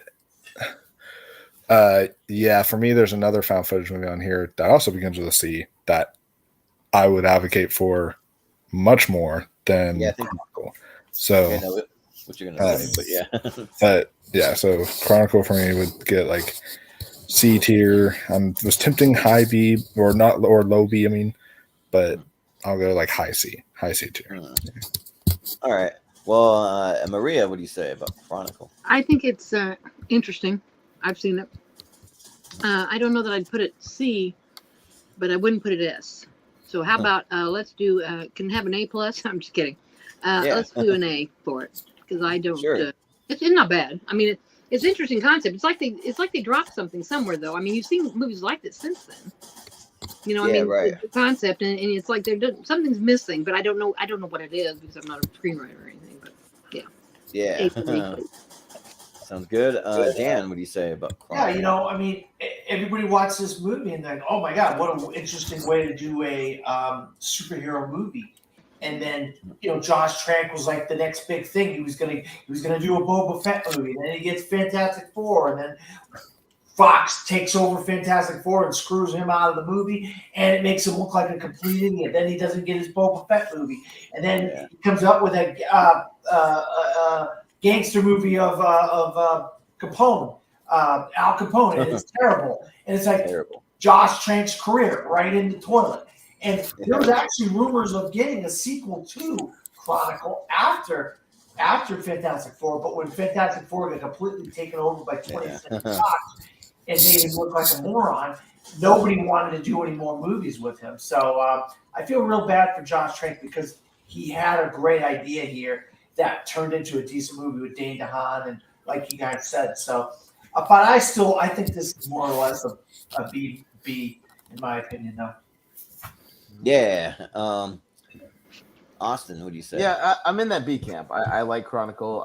There are other found footage movies I like more around this time. I like Cloverfield more, I like Troll Hunter more. I may like the movie Wolf is referring to a little bit more.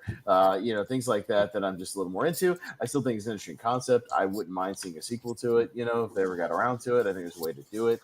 I think the camera thing gets a little contrived near the end where it's like he's holding it out with his mind, so he's doing that and he's doing all this. Okay, like why are you still filming yourself at that point? I don't know. That's weird. But somehow they got to show what's happening. I just don't think it's super rewatchable. Like I find some of these other ones a little more rewatchable. But I'll go B for Chronicle as well.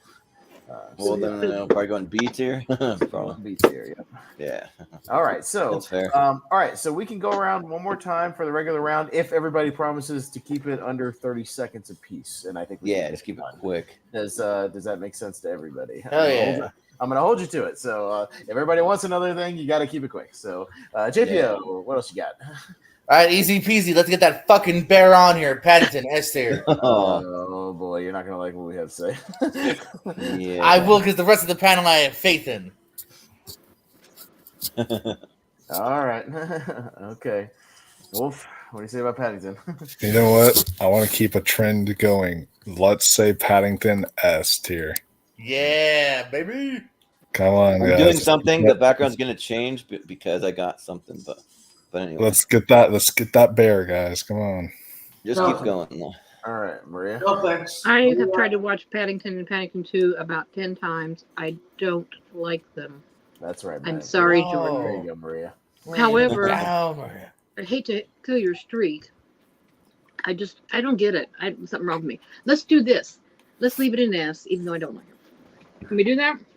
No, No, be honest. No. Be honest. No. We already Even I say Maria. be honest. Like, Be if you think honest, it's a Maria. B If or you don't C, like say it- Okay, it's a C for me. It could be Yeah. D. Yeah. I don't. Damn it, Maria. No, I'm just kidding. I'm so sorry, Jordan. Yeah. I love you, Jordan. I'm actually with Maria here. I like. Don't get me wrong. I like Paddington a lot. No, you don't if you're saying C. this.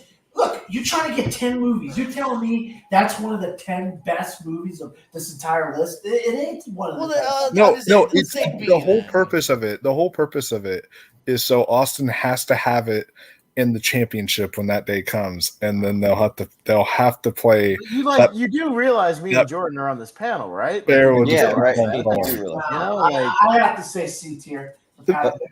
I do like it. We're gonna get a third one, so does that, Jordan? But Austin, before you give your thought, I just got to play this little clip. Only a monster would eat a plain jelly sandwich. Paddington does it? Paddington is a talking bear, so technically he's a monster.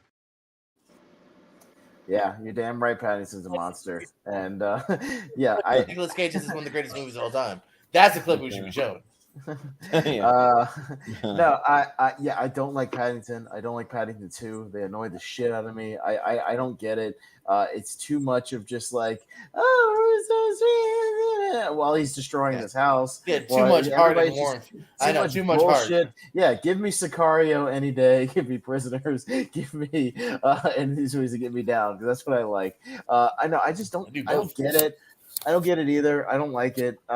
Give me D-tier. this and Sicario in a double feature. Now that's a night in the theater. No, D. I'll be real honest. D tier for Paddington. You're lucky I'm not putting in enough. You're lucky. Yeah. It's only because I think it's technically well made. That's about it. But yeah, I'll give it a D tier. So. Yeah. On the same way, like I just don't get the hype about this bear. I just don't like it. Like he just. It's annoying to me from beginning to end. Like he's destroying shit. Like he's just not like he doesn't charm me. And as my neighbor just brought over some homemade bread and some marmalade, and that shit had all kinds of peels and nasty stuff. I couldn't even eat that stuff. It was gross. And so yeah, like I just can't do That's it. what marmalade is. Yeah, and This isn't review Marmalade Hour. That's not what I'm talking about. But like the Paddington 2, that could be well. You get lucky, and I could say I haven't seen it because after seeing Paddington 1, I didn't even bother with the second one. It's even better somehow. They found a way. The first one, and yeah, like this is being generous too. D tier, yeah, it was not for me. All right, let's move on. Jesus Yeah, Christ. next. Right. Wolf, give us a good one. Yeah, give us a next Okay, if you want a good one, I can give you guys a good one. Oh, so I'm between two right now, but one of the two that I'm gonna go with is we mentioned this director many times in one of his films on this episode, Bronson, but let's do Nicholas Winding Refn's Drive, which I feel is his masterpiece. This film I'm putting in the S tier wholeheartedly because this film is one of the best movies of all time. Ryan Gosling is just a revelation in this film. Carey Mulligan, one of my favorite actors, she's so good in this. The relationship between the two of them is just so great, and it's like everything from the technical aspect is literally flawless. The sound, the score, just everything here, and you can tell the inspirations from like Taxi Driver that this film has, and it's just very, very well done. And this is the best movie of 2011 for me. This film is just everything. I love Drive so much. Now, what's funny is when I first watched it, I watched it a while ago, and my film opinions weren't as intelligent, I guess you can say, as they are now. And so I sat there, and like towards the beginning, when he's just sitting in the car for like while the people are like performing doing the robbery, and he's just sitting in the car for like 5 minutes or whatever, I was like, this is boring as shit. What's going on? But then like when I rewatched it again, and I understood, like, and my knowledge of cinema was growing, this movie just completely did a 180 for me and was just a masterpiece in my opinion. And so yeah, for me, Drive 1000% deserves S tier. Yeah, sounds good. Not to interrupt anything. Like, Malcolm wants to know if we ever read the Paddington books. Yes, I read the Paddington books. I like the books. I don't care about the movie. Nope. I only saw the movie, and I can only judge the movie. And the movie sucks. And I'm the opposite of Jordan. I don't know about the fucking books, but the movies are great. Yeah. But Maria, what do you think about Drive? I think it's It's okay. I don't like it that much. I like Ryan Gosling a lot. I would put it in A. I wouldn't say it's like one of the, as he put it earlier, one of the best of the 10. One of the 10 best of the whole thing. No, it's okay. A for me. Your reviews are weird. That did not seem like that would be an A. I absolutely agree with every word Wolf said. The guy is a genius. This movie is a phenomenal movie in every sense of the word. Phenomenal. Definitely an S tier for me. I freaking love this movie. Love this movie. Yeah. Austin. Yeah, I still really like this movie. I like overall Nicholas Winding Refn a lot. Bronson is another underrated one. I might champion when we get to the next series. But yeah, Drive, here is great, even a step above that. And I was just rewatching the opening scene again the other day, just on YouTube, just because I was, forgetting how great that score is. Like, all that music during that scene is incredible. I still listen to it a lot when you're driving. It's good driving music. The cinematography is incredible. The performances, it's an S tier for me too, for sure. Yeah, so Drive is another one of those ones that I wasn't gonna bring it up, but if somebody else did, I'd say S tier. It's kind of like an S minus for me, but it does kind of squeak in for me. I think that's really, really good. Like especially some stuff near the end of the movie just gets like really like powerful and the music's really, really good. Like, I'm a big synthwave guy, and you can see from the sound got a lot of synthwave vibes and stuff to it. And even shout out Oscar Isaac. I think he plays like a really gritty character in it. Like, he's really Albert good in Brooks it. Albert Brooks. He has a great villain in it. Even Bryan Cranston, to an extent, being like a shady kind of guy. Isn't Ron Perlman in it too? Like, there's a really good cast. It's a banger fucking cast. Like, it's a great cast. So yeah, I'll still say S. So yeah. JPO. These last two rounds, we are simpatico, Wolfman. We were right about Paddington, and you're right about this run. This actually was literally. I know you guys are right with that C tier, man. Perfect. Yeah. We were the only right ones. You all don't have hearts. Damn it! What are we talking about? Drive. It's completely different from Paddington. No, this is literally. It was this or Paddington. I was going to nominate my round, so I'm definitely going to give this one an S tier. Yeah, dude, I love this movie, man. I think it's thrilling. Again, that opening sequence here, all the actors you pop in. This was the first time where I was like, oh, Oscar Isaac is only in like a couple scenes. I'm like, he's doing something interesting, different Albert Brooks you've ever seen. I love this movie. So yeah, S tier. All right. Yeah. Okay. We'll go to Maria real quick. We're doing good on time. Let's keep it up, and we can get everybody's nominations in and get to Hail Mary. Okie dokie. Here's my next one. It's a number one S tier for sure. Okay. Contagion by Steven Soderbergh. Love this freaking movie. And then the pandemic happened, and I told everybody, holy shit, they were right. You know, you cross a bat with a pig, and here's what you get. Yeah, right. I just couldn't believe how. I mean, I loved it before the pandemic, but then when you see the stuff that they're really doing, it's like this thing had it all figured out before. You know what I mean? Anyway, I love the acting. Matt Damon's perfect. Poor Kate Winslet, who we knew was good. I mean, all these people, all the things that happen to them, all the risks they take. I mean, it just feels real. It feels visceral. You know, you're there with, Jude Law. You're like, you are such a con man. You are such a shit. And then things happen to him, and everything else. Marrying, and then the brainwashing bit. Did she have Stockholm syndrome when she wants to go back to the village and tell them, hey, you didn't have real vaccines? So I think it's a great movie. I'm sorry. I think it should be in the S tier, and I'm going to stay with that no matter what. Yeah. I'll tell you what, Maria, I absolutely agree with every word you're saying. I mean, when I saw this movie back in the day, I said, oh my God, this is a phenomenal movie. And then the fact that 10 years later, people would be watching this movie and they'd be like, holy crap, how did Steven Soderbergh predict this 10 years ago? Well, that's what sometimes great filmmakers can do. They can make things and then, bam, 10 years later, that thing happens. It's just weird sometimes like that, But yeah, I love Contagion. I don't think it's S tier. I would put it in A tier. I love this movie. Don't get me wrong, but I think it's A tier. Yeah, Austin. Yeah, Maria, I'm with you. I think this movie is phenomenal. I've always championed this movie, and this is one that wasn't even on the initial 100. I added it because I thought it got left out unfairly because I think this movie's great, and I think it's one of Soderbergh's best. The way they balance all the characters in this movie I think is exceptional. Like he balances the Matt Damon thing with the Lawrence Fishburne stuff, with the Jude Law conspiracy theory guy stuff. Yeah, with everything else in this movie just bounces around so well.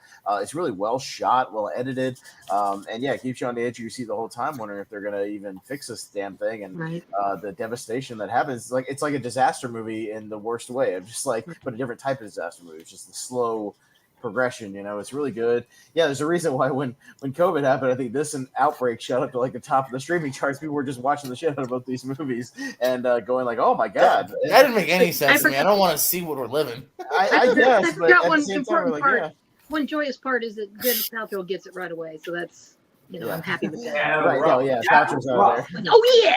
That was pretty rough. What do you mean? What do you mean? She's just right there. What do you mean? What are you talking about? It's like, damn, man, that's tough. But no, I Jesus. Sorry. Mute yourself, Wolf. Jesus. All right. Yeah, very simple. All right, mute yourself, brother. Okay. S tier for Contagion. I didn't expect you. I thought you know where it went. Yeah. Yeah, but so you guys have control too. That shit, Jordan, when he gets out of control. Yeah. All right. Yeah, but so lately I've been becoming a huge Steven Soderbergh fan, and he just does some really unique stuff. Like I'm with you, Marie. I think that there's gonna be an S tier for me. I absolutely love Contagion.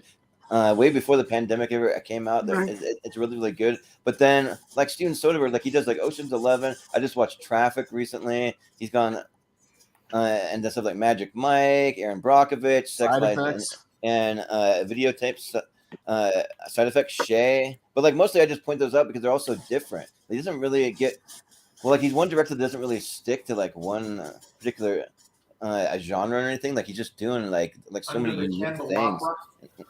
Yeah. That's might be one of his most unique ones. Done Unsane, so there's a horror movie in there. So yeah. He was in charge of Hollywood coming back after the pandemic because of the movie and all his knowledge. And yeah. Wild. Wolf, you are crackling right in this microphone, man. You gotta watch it. Yeah. There you go. No thumbs up. Mute, then thumbs up. Thank you. Yeah. But and then also too, just the performances that you get out of it, especially like Matt Damon for sure, but then even Gwyneth Paltrow, that scene that you see just right on the poster there, where you see her in a shocked state because she died from the virus. You can kind of tell. Spoilers. The poster kind of gives it away. I mean, movie. But But I mean, the trailer literally had Matt Damon going, "What happened to her? What happened to her?" What's funny is that's she's true, not though. feeling Don't you well. think he would react like that? She's 'Cause you gonna just miss saw her work for a couple days. You know. Yeah, just sure. right. a couple minutes ago, and all of a sudden she's dead. Yeah. Yeah, right. So yeah, it's a definite S tier.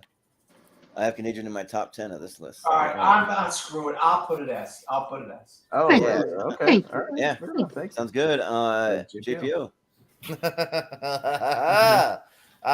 Justice for Paddington. No, I'm just kidding. But I don't know. I think there is too many characters. Nothing that ever enthralled me. I never repeated second viewing, so it's a B for me. Yeah. Well, Cracker. Come on, Cracker. What does the word contagion start with? C. C. Oh my goodness. Because for me, Another one, this just like Chronicle. Start with that. because this movie, it's like it again. Yeah, it's got too many characters. I think some subplots are more boring than others. Like this movie is just not as interesting as I want, but there are definitely some subplots that I'm like thought were like really, really good too. So it's just one of those kind of mixed bag of a film for me. But yeah, I found it funny. It was like number one watched movie during COVID, but to me, Outbreak was better. So it's more interesting. The monkey Outbreak. This drags at points. Like I don't think Soderbergh's the best. Like exciting director. I think Outbreak drags. That one. Yeah. I think that's real. Even. I think so too, man. I haven't seen it in a while. But where are we at for it? So right where it is, bottom of S tier. Right. Yeah, Four exactly S's. where it is. Yeah. Right, squeak in there. All right, Dan. Quickly, what's your third one? Yeah, I didn't think I was going to get another shot at this, but a movie that I thought I go back to and I say, oh my God, this is even better, and that is Nightcrawler. Jake Gyllenhaal should have won an Oscar. Guy didn't even get nominated for the Oscar. This movie is so freaking good. It just shows you what like these news people are willing to do to get that shot, that thing, and these. I know people. I have friends that are in this business, and to get that next shot, that news, that car crash, that bloody victim, that whatever, and it's just such a cutthroat world of like these nighttime photographers and these people, and you could see it just kind of just takes the life out of this guy, and he had to butter up the Rene Russo character to get his stuff on TV. It really is a phenomenal film, and that year it was probably fourth or fifth on my top 10 of the year, but as the years have gone on, I've actually Birdman has dropped down and Nightcrawler has gone up a little bit more and more because I love it so much. So Nightcrawler. Yeah. Well, Austin. Well, Dan, you stole my next pick right out from under me, but that's fine because I can pick something else in my team. Because I was going to champion Nightcrawler as well. One of my more pleasant movie experiences of 2014. I remember me and my buddy. We always used to. My buddy Dagan, who JP is familiar with. We used to go to movies every Thursday night. I remember us just seeing this. Like neither one of us knew much about it. I'd seen like one trailer. I was like, oh, Jake Gyllenhaal being a creepy dude. I don't know what it is. And we were both blown away by it. And I went back and saw it again the next week. It's really great. Really, really interesting subject matter. Just an original movie, like just about an original topic of these kind of underground news guys. My boy Bill Paxton's in here, and he's great as one of the other kind of rival cameramen. Yeah, and the weird, strange relationship that he has with Rene Russo in this movie. It's like very kind of creepy and odd, and I don't know. Yeah, just you gotta be friends with your producers. You gotta. Oh yeah, no, I totally get it, and but he's phenomenal. Or I would almost advocate for Jake Gyllenhaal sliding into a possible Oscar nomination. But this movie's great. I'll say S tier for Nightcrawler. Jordan. Oh yeah, I think the Nightcrawler is phenomenal. I love Nightcrawler. Like I think that especially like from the director Dan Gilroy, he did another one that a creepy Jake Gyllenhaal performed with Velvet Buzzsaw. That was a big surprise for me too. So I actually really like that one. But yeah, Nightcrawler though it has a great cast. I mean, Rene Russo's really great in it too. And then it's got your boy Austin Bill Paxton's in there. It's got Riz Ahmed. He's great in it too. Like it's Like it's just like really, really solid. And like like Jake Gyllenhaal, you can just tell like he's just given everything he has to just be this crazy like psychopath of a character, but it really works, and it's really entertaining. And like for most of it, I was actually like on his side. So like surprisingly, so even though he's being like a creepy guy, but yeah, so I'll go with S tier, yeah. At JPO. Yeah, this is another one that kind of like he said, kind of a bit of a surprise of the year because I was enthralled by the story. Another guy who's just kind of obsessive and willing to do anything to get the shot and the scope, and he really again kind of a different Gyllenhaal I think you've ever kind of seen before or since. He's so good in this, so creepy, but so watchable. One of the first I met. Also, I remember seeing him and seeing, oh, this guy's doing something cool. So and happy to see Renee Russo back as well. So yeah, that's there. Right. Yeah. Well, Wolf, what do you say? And no, this is not a origin story of Nightcrawler from X2. Okay, just just throwing that out there because whenever I heard there's a movie Nightcrawler coming out for whatever reason, I didn't see a trailer or anything for it. I thought like, wow, are they making like a Nightcrawler like from X-Men like movie? What? I didn't know what it was until I saw it, and then it was like blew me away. And yeah, the fact that like literally Jake Gyllenhaal, he in real life punched a mirror so hard that he cut himself and had to get like several stitches in his hand, and he did all that and didn't get an Oscar nomination, which is just travesty. I think it got like a screenplay nom still, which is huge, but like original screenplay or something. But like this movie though should have gotten way more. Jake Gyllenhaal gave like a performance of his entire career in this movie. Like this movie was just phenomenal, and again, one of those obsessive movies about just how far you'll go for perfection, and it's just such a well-made, well-done, excellent surprise. JPO said so. Yeah, I will say S tier is definitely warranted. Yeah. Well, Maria, what do you say about Nightcrawler? I think it's S tier. Dan Gilroy is the screenwriter on it, and he's married to Renee Russo, so that might be why she's okay. And that checks out. They've been married since 1992, so they've been married quite a while. Nice.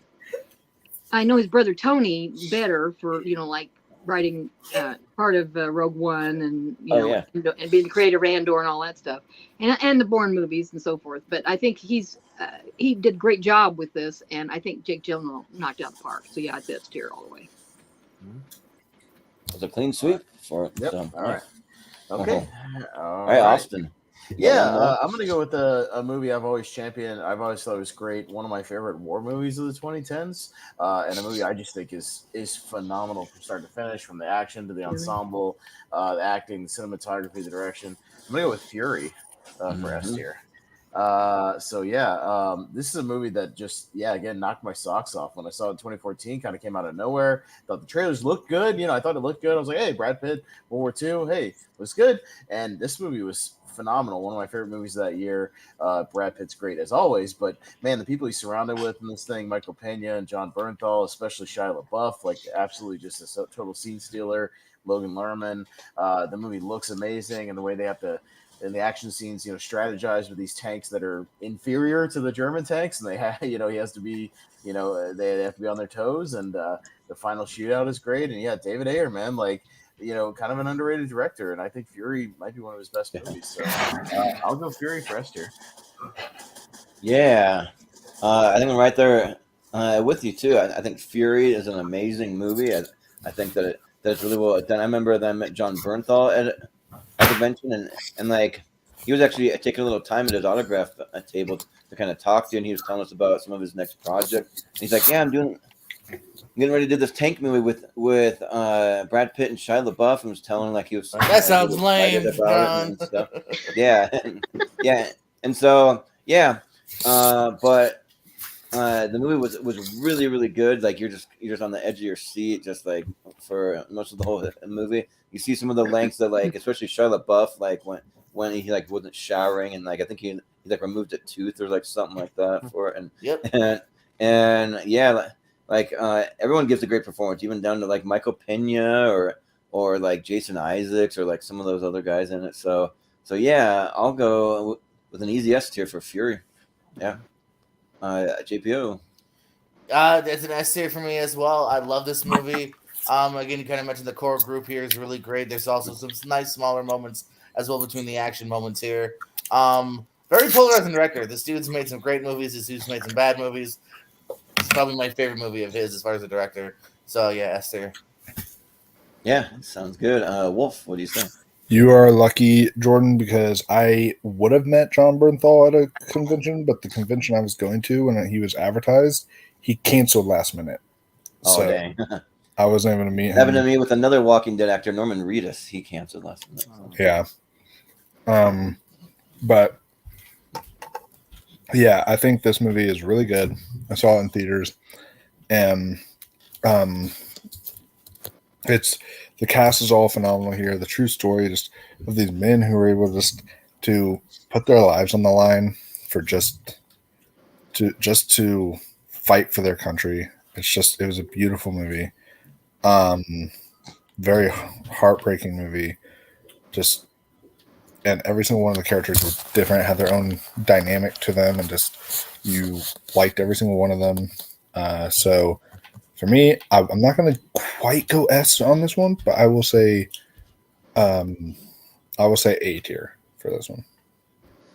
Yeah, and like this movie even has some like subtle things where like they go in some of the like bombed out buildings and they're like walking around sitting at the dinner table and like doing some little things. Like it's really good. But Maria, what do you say about? I agree with excuse me, Wolf. I think it's an A. I like it. It's a good movie, but it's not my favorite of all of them. I have a lot of war movies in my head, and it's not in the top group, but it's good. It's a good movie. Yeah. Please. That's fair. Dan, what do you say about Fury? Actually, I hate to do this to you, Austin, but I actually agree with Wolf and Maria here. I really like Fury a lot. I think everything that everybody has said about Fury is legitimate, and I agree with. But I just don't think it's in that top tier of war movie, and I don't even think it's the top tier of this group of films that we're talking about today. So I would definitely drop it down to probably a B. Yeah. Well, then I know where we're at. We got 3 S's, so it can stay there. It'll hang on where it is for now, but probably be one of the first ones to get the bump. So if it gets bumped out of there, so we'll see what happens. Yeah. But like, don't sell yourself short, guys. Like A is still a good score. Like you kind of make it seem like A is a bad score. It's good. So, but yeah, for my last one, I want to go with a director that I've been really high on. I want to go with a movie by Bong Joon-ho. I want to go with Snowpiercer. That's a wild movie. Yeah. Bong Joon-ho. Yeah, however you say it. I don't know how you pronounce the name. I always screw it up. But yeah, this movie just really surprised me. Like, I've been a huge fan of a lot of his movies lately. Like, I've gone back and watched stuff like The Host, that movie I really like, or like Oakjaw, or even like going back to Memories of a Murder. Just like some of those are really good stuff. And then Parasite, of course. But yeah, Snowpiercer is just a really unique concept of this train, and like it's good enough to have a TV show that was also a pretty decent. But yeah, just then trying to go through all the different classes, and then like Chris Evans, he gives a really powerful performance. I mean, when he's talking about like he knows what children taste like and stuff, it's just like oh man, it's like you really feel for him, and that kind of feel for like where he's coming from, and yeah, just like he's just trying to get to the bottom. It's another one of those that just shows the society and the different classes, and like how they kind of want to break that down and all that. And then of course Ed Harris, like he's great. Tilda Swinton, I mean they're all really good. So yeah, I'll say S for Snowpiercer. JPO, what do you say about Snowpiercer? That's another movie I really love here. It shows you that we got some great movies to talk about here. I think I slept on it just for a little bit, but then man, it's just a great story. You know, I think it's great. It's action. It's commentary. It's kind of got everything here, man. So yeah, this A tier. I'm sorry, S tier. Yeah. Wolf, what do you say? Yeah, I'm a massive Bong Joon-ho fan. I love Parasite. I love Memories of Murder. That's my favorite one from him. Yeah. I think that Okja is really good. So like, yeah, I'm a big Bong Joon-ho fan. I have seen Snowpiercer, and I really enjoy this one too. This was this his first American film? I don't I remember. think so. Like I don't it know was his any first other ones. American. I think it was his first American one. Yeah. Yeah, I think so too. And yeah, it was really really well done. Chris Evans was great in this. The snowy environment of it, I thought that was really really great. Taylor Swinton was awesome. Like yeah, everyone in this film was great. The just like the whole train thing gave it like almost like a claustrophobic feeling. And yeah, I would say A tier for this one. I think Snowpiercer is really, really solid. Absolutely. Yeah. Maria, what do you say about Snowpiercer? Well, when I saw it, I didn't know exactly what I was getting into, but when the reveal comes about what they're eating, that's just about the most horrific thing I've ever seen. Oh yeah. Forever. Bugs. And Tilda Swinton, talk about wow, horrible person. What a great actor she is. And I just Chris Evans great. Then they have the kids and they're all convoluted, doing the work and the thing. It's like, Jesus Christ, what's wrong with these people? Yeah. But anyway, it's a good movie, but I would not put it in the S. I would put it in maybe the A or the B. A probably. It's a good movie. There's no doubt about that. I just don't think it's the same level as the ones that we've already picked. So. Yeah. Well, Dan, you say? Yeah, I agree with a lot of what Maria and Wolf said. I mean, I think it's a phenomenal film, and it really makes you think about what the world could come to in the future. Yeah. It's like, dang it, man! You hate to have this happen to the world where you're riding around the world in a train and you get the haves and the have-nots, the front of the train, the back of the train, and all this kind of stuff. And it really makes you think. And that's what's great about Bong Joon-ho films. I mean, he really comes up with these stories and these interesting types of concepts, that wow, that makes you think, And he made a TV show. It was on USA Network or AMC or one or the other. But this is a great film. But I'm right with these guys. I would say probably in the A tier. Yeah. Austin. Yeah, I'm kind of in that A tier category as well. Had you asked me in 2013, I probably would have said S tier. Did a rewatch not too long ago. Still really enjoyed it. Just didn't hit as hard, I think, just because I've seen other stuff that's a little more shocking or a little, a little crazier. But I still really liked it, so I'd also go A tier. Go. So but it'll be at the top of A tier right now. So all right, guys, are we ready for Hail Mary Last Chance round? Let's do it. We are. Okay, so my favorite part. Here's how it's going to work, you guys. For anybody who's not familiar, Maria especially, I know this might be your first time here. Yeah. But how this is going to work is take a look at the list, whatever's still left over, whatever you got, whatever you would advocate for, and you're going to shout me out some movies that you would still advocate for either S tier or like a high A tier or something like that, the really strong stuff. And then I'm going to write them down as you let me know. And what I'm going to be looking for is the movies that have crossover votes. So the things that get shouted out more than once, I'll be looking for those. And then I'll put them kind of on the official tier ranking list. And we will go up and down and give very quick, like literally just votes for those things officially. So, but if somebody says, Maria, for instance, if somebody goes, Boyhood, S tier, right? And you also think it, make sure you shout that out too. I also agree, Boyhood. I would put on something like that, just so I put it on the official list because I'll be looking for those crossovers. But you can shout out whatever you like. Try to keep it to about 10 or less if you can, just for time's sake. You know what I mean? If you can, I know there's a lot of good movies still on here, but if you can try to be a little picky with your things, something like that, we'll do that. So once everybody's ready, I'll go around and get everybody's nominations, and then we will see what else makes it. And definitely we've had stuff, just let everybody know, we've had stuff get into that S tier last minute. It's happened a lot. So, don't get disjointed if you think there's something very strong still on the list. So, all right. Yeah. Whoever's ready, I will get ready to write down your votes. If anybody's got a list ready to go, I can. You won't. Whatever's good. JPO, yes sir. Just give me about 2 seconds in between each one. Again, Right. Just Yeah. write them down. Just say okay or something. Yeah. Yeah. I'll say okay Right. after each one, and I'll be ready to go. So hit me, JPO. What do you got? Her. All right. Looper. Looper. Bridesmaids. I'd vote for that one. Hang on, Maria. Hang on. Just say it again when it's your turn. Just say it it again. Oh, say it again? Okay, sorry. Right.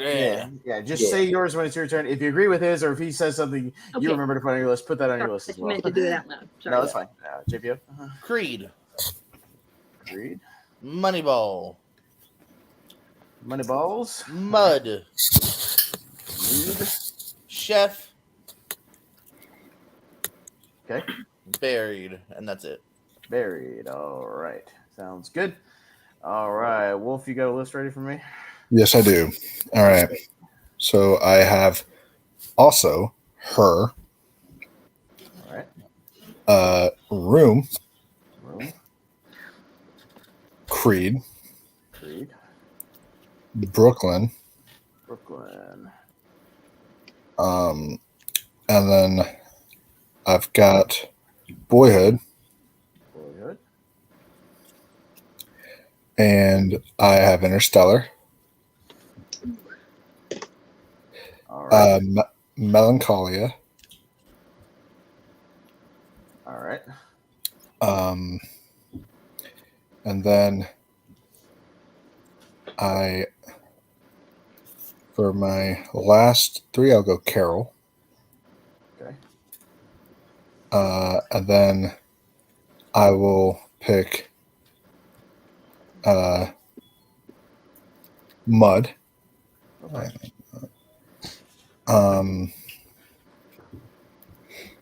And then Rush.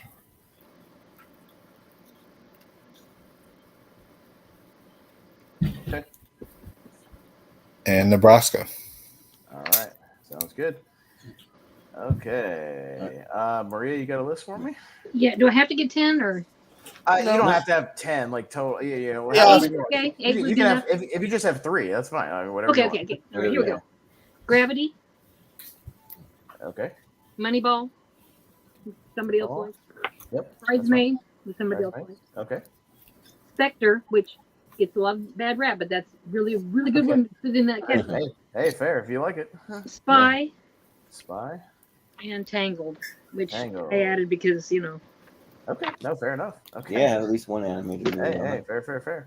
All right, Mr. Dan Skip Allen, what you got for me? Spotlight. Okay. Room. Selma. Okay. Brooklyn. Moneyball. Her. Okay. Gravity. Boyhood. Lincoln. I didn't see that. Carol. Okay. Bridesmaids. Okay. Rango. Also, sorry. Hang on. Yeah, Dan. Foxcatcher. Okay. I'll definitely say her as well. You said her. I already did say her. Yeah. All right. You're at about 11 or so try to wrap it up. Yeah, that's it then. That's it. No more. All right, sounds good. Okay. But I was just gonna say that if you guys hear one that you forgot to say, as long as it's before we wrap up all the votes, you can just throw it out there. Say, "Oh, I'm gonna add this one." Okay. All right. I'm gonna say Spotlight, Creed, Moneyball, Interstellar, Her, Gravity, Looper, Chef, And Nebraska. Oh shoot! I just forgot to. I'm looking right at it. I forgot Creep. I'm looking right at it. Well, Creed's going to be on there. It's already got multiple votes, so it'll be okay. You can say yes when it comes. I've already got. Well, did he say Creep or Creed? Oh, Creep. No, Creep, like CRRE. Oh, okay, Creep. Gotcha. Creep. Yeah. Okay. Well, that one does not have multiples yet. Okay. Yeah. All right. Jordan. Just wait. All right, Jordan. but so I'm just gonna count out to 10. Like I'm just gonna go to the next ones on my list because I have a list like everything ranked. So let's go with Interstellar. I'll go with Creed. I'll go with Creep. I'll say Wild. I'll go with Her. Okay. I'll go with Byzantium, which is one that I watched that just like surprised me. So I'll throw that on there. Then I'll go with Ted. I'll go Buried and Moneyball. I think that's 10, right? Yeah, something like I'm that. pretty sure. So Okay. because All right. because any other ones, I'd say no one's Okay. You guys give me a few minutes to tally the crossovers here. So give me about a minute or a minute and a half. Talk amongst yourselves, and I will be right back with you. Hit the elevator music. Intermission time. Let's talk to the lobby. God, I actually have some elevator music for my trivia. I can play. Yeah, that's fine. Y'all can Snacks talk on Maria. Y'all can Oh, talk trivia. amongst yourselves. It's fine. Yeah, Ask some yeah. trivia, Jordan. All right. I just don't have it pulled up like right here. By the time I pull it up, By the time we pull it up, Pez will be done. I'll be Yeah, done. yeah, That's fine. yeah, I'll be ready. So, y'all talk amongst yourselves. Give me just a second. All right. Spectre's underappreciated because nobody understands like I do from the very beginning of James Bond. All these things make let's see if I sense can bring it to. up quick. Always gotta love when someone's reviews. You just don't understand like I do. Yeah. Yeah. 'Cause I know more. You don't get it. You're just a youngster. But I get it. No, I don't get. What I there's need a lot to of do references is- in there that makes sense to somebody who's seen every movie from forever. You know. Yeah. I'm sorry. But yeah, Wait. while he's filling out that, I just need to pull up this. There's some elevator music.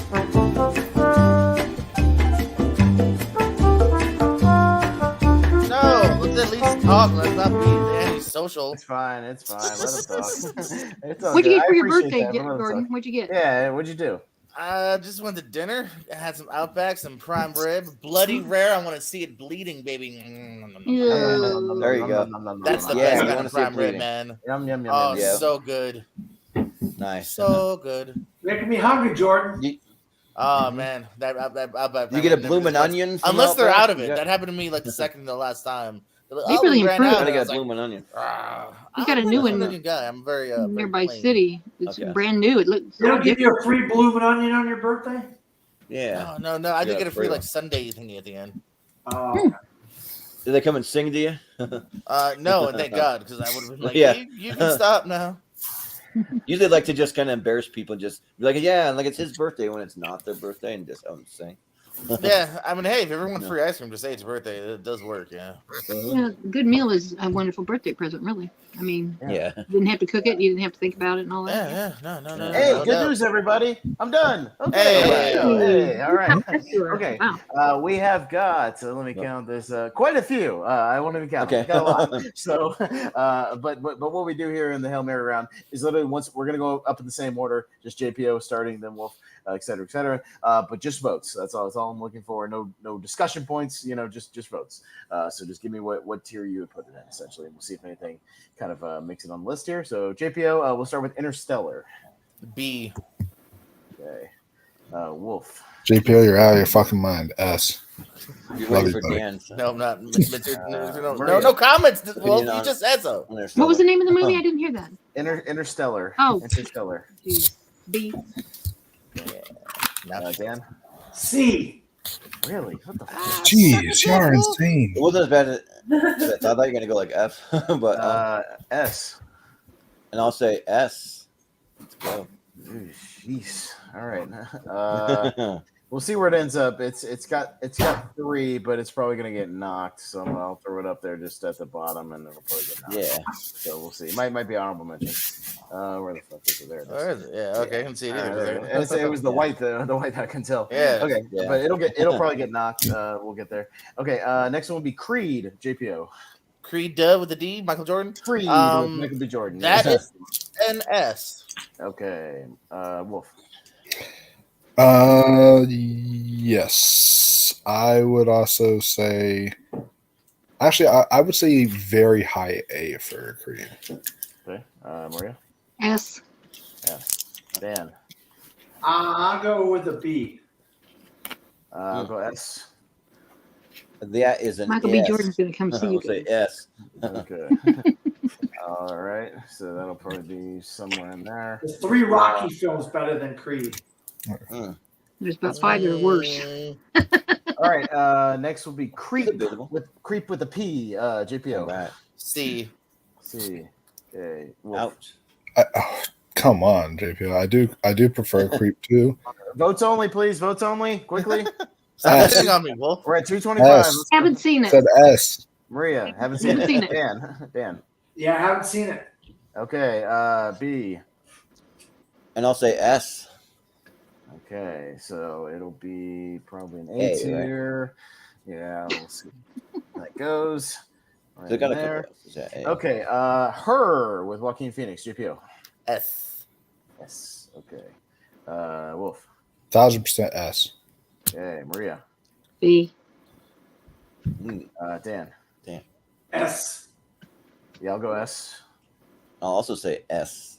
Okay, so 5 S's and a B, so that'll be pretty high up there. All right, Yeah. probably around Prisoners Drive area, somewhere around there. Again, I'll go back and figure all this out on my chart in just a minute, but we'll sort it out. Room with Brie Larson, JPO.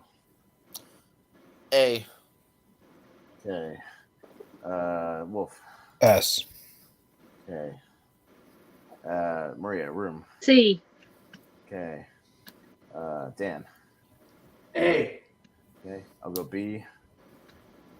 And I will also say B. All right, so it'll be kind of low A territory. I'll throw it in there very quickly. Okay. All right, Moneyball, JPO. S. Okay. Wolf, Moneyball. A. All right. Maria. S. Okay. Dan. A. I'll go S for Moneyball. I will say A. All right, so it's a 3 and 3. So that'll be The kind bottom of of S. Bottom of S, yeah, somewhere around there. I'll figure it out. We'll get some that'll get the bump, so we'll see what happens. Buried with Ryan Reynolds, JPO. A. Okay. Wolf. B for Buried. Okay. Maria. B. B. Dan. I agree with those guys. B. Yeah, I'll go B. And I'll say A. A. Okay. So A and 4B. So B tier for Buried, B for Buried. All right. We have Spotlight, JPO. Oh, S. Okay. Wolf. A. A. Maria. A. A. Dan. S. I'll say S. And I will say B. B. Okay. Mm. So then that one's kind of bottom of S. Might be an honorable mention. We'll see. All right. We will go to Gravity, JPO. Never saw. Never saw it, really? What? Yeah, Really? That intrigues me. We should get around to that. Anyways. Wolf. Honestly, like a B. Wow. Wow. That's why I didn't see it. Maria. Yeah. S. All the way. S. S. Yeah, I'll go S for Gravity. And I am not a fan. I'm saying C for Gravity. Wow. Damn. Wow. That's why I've heard such mixed things. I don't know where to Yeah. go with this movie. George, so just weird. see this movie. You'll be blown away by it. It's great. Pretty Well, darn maybe. good. Maybe. All right. Maybe. Next one. Got a couple more left. Got about 6, 7 more. So we got to fly through it. JPO Yeah. Carol. Carol is next. Also never seen. Okay. Wolf. S. All right. Haven't seen it. Don't want to see it. Excuse me. Sorry. S. S. I haven't seen it.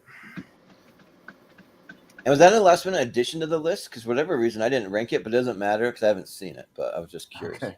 Haven't seen it. All right. Only 2 Okay, votes. yeah. Brooklyn. JPO. I forgot about this one. S. Okay. Wolf. Yeah, S for Brooklyn as well. Maria. A. Dan. A. Haven't seen it. And I also haven't seen it.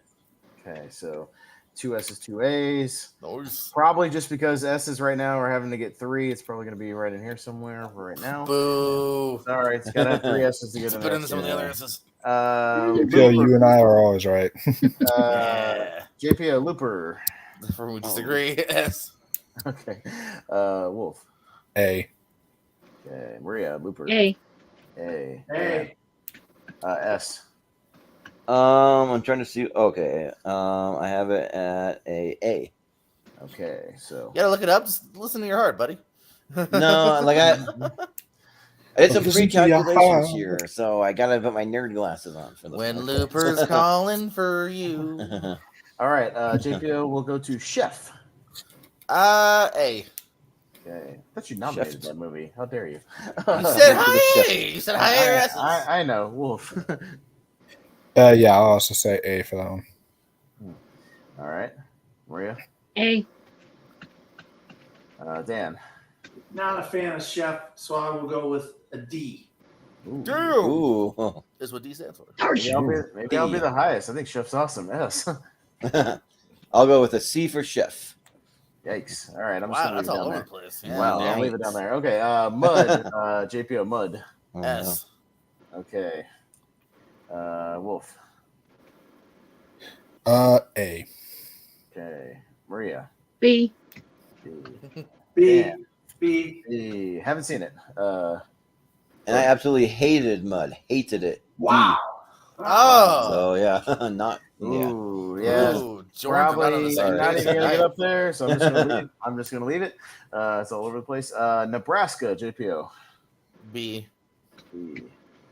Wolf. Ooh, I got a high A. Okay, Maria. B. B.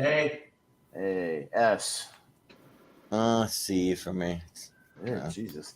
All right. All right. Last two. We're almost there. JPO for Bridesmaids. Well, wait, S. Nebraska would be an A though, right? Because it has 3 A's. Oh no, it's got a S, 2 A's, 2 B's, and a C. No, it's not. Not even Oh, close. okay. Bridesmaids, JPO. S. Okay. Wolf. Bridesmaids is like a D for me. Jesus. Oh, God forbid we have a common list. I'll give it an A. yeah. Dan. I'm actually on board with this being an S. I think it's one of the funniest movies I've seen. Yeah. Overrated C. Sorry, Lars von Trier directed. You too. God damn it. Yeah, I think it's overrated. Too long. C. Too long. For me. and overrated. Oh. Yeah. Melissa Sorry. McCarthy should not have gotten an Oscar nominated for that. What? I'm sorry. But You're wrong. But with the Obviously. average, it's a B for Bridesmaids. Okay. Anyways. Boo. And all right. B. All right. Final one. We're almost there. JPO will go to Boyhood finally. A. Hey. Okay. Wolf. S. Okay. Maria. B. For Boyhood. S. C for Boyhood. And C for Boyhood. Yeah. God damn it, you guys. Sorry. There's no fucking plot to that movie. Yeah. If it wasn't for That's the the backstory, point. No, the hype about it. It's You know, literally- we wouldn't it's have literally known just if it life. wasn't for the gimmick, we wouldn't be Doesn't make talking for about any- this You movie. wouldn't be talking about this movie if it wasn't for the gimmick and then Right. Yeah. And I gave right. it an A. You would, yeah. But even You I would be- agree. yeah. It's because of the gimmick. Yeah, It's look for the gimmick. gimmick. Yeah. You wouldn't be talking about. Okay. Anyways. I'm a big Linklater fan. So here's how it's going to work 6, 7, 8, 9, 10, 11, 12, 13, 14, 15, 16, Let's do this. 17 S tier movies. Love My it. goodness gracious. Oh man. So, oh my Dang. God, this is the most we're ever going to have to bump out of here. So this is going to be. Oh, So that means 7 movies are going to get Correct. bumped out of here. So, yeah, usually we only have to bump maybe 1 or 2. 7 are going to get the bump. So I'm going to take a look at my thing and see what it's going to take. I think it's going to take at least 4 S's to be safe there. So we will see. Probably. Maybe not even that. It might take 5. I don't know. This is going to be tough. Let's see. Everything. Yeah. The Everything stack through list. Sicario is going to be safe. All of those have at least 5 S votes, so those are all going to be safe. Those are 8, so only 2 more. Argo, let's see. Argo has a 411. Inception has a 411. That's exactly the same. Creed. Where is Creed? 411. Exactly the same. Contagion. My goodness gracious, another 4, a little bit less for 1. Fury. Let's see, Fury 3. Everything else is 3s. So everything after Contagion. So even 2 of those are going to have to get bumped. But for now, everything below Contagion is going to get bumped down. And then from there, I will have to see which of these become our honorable mentions.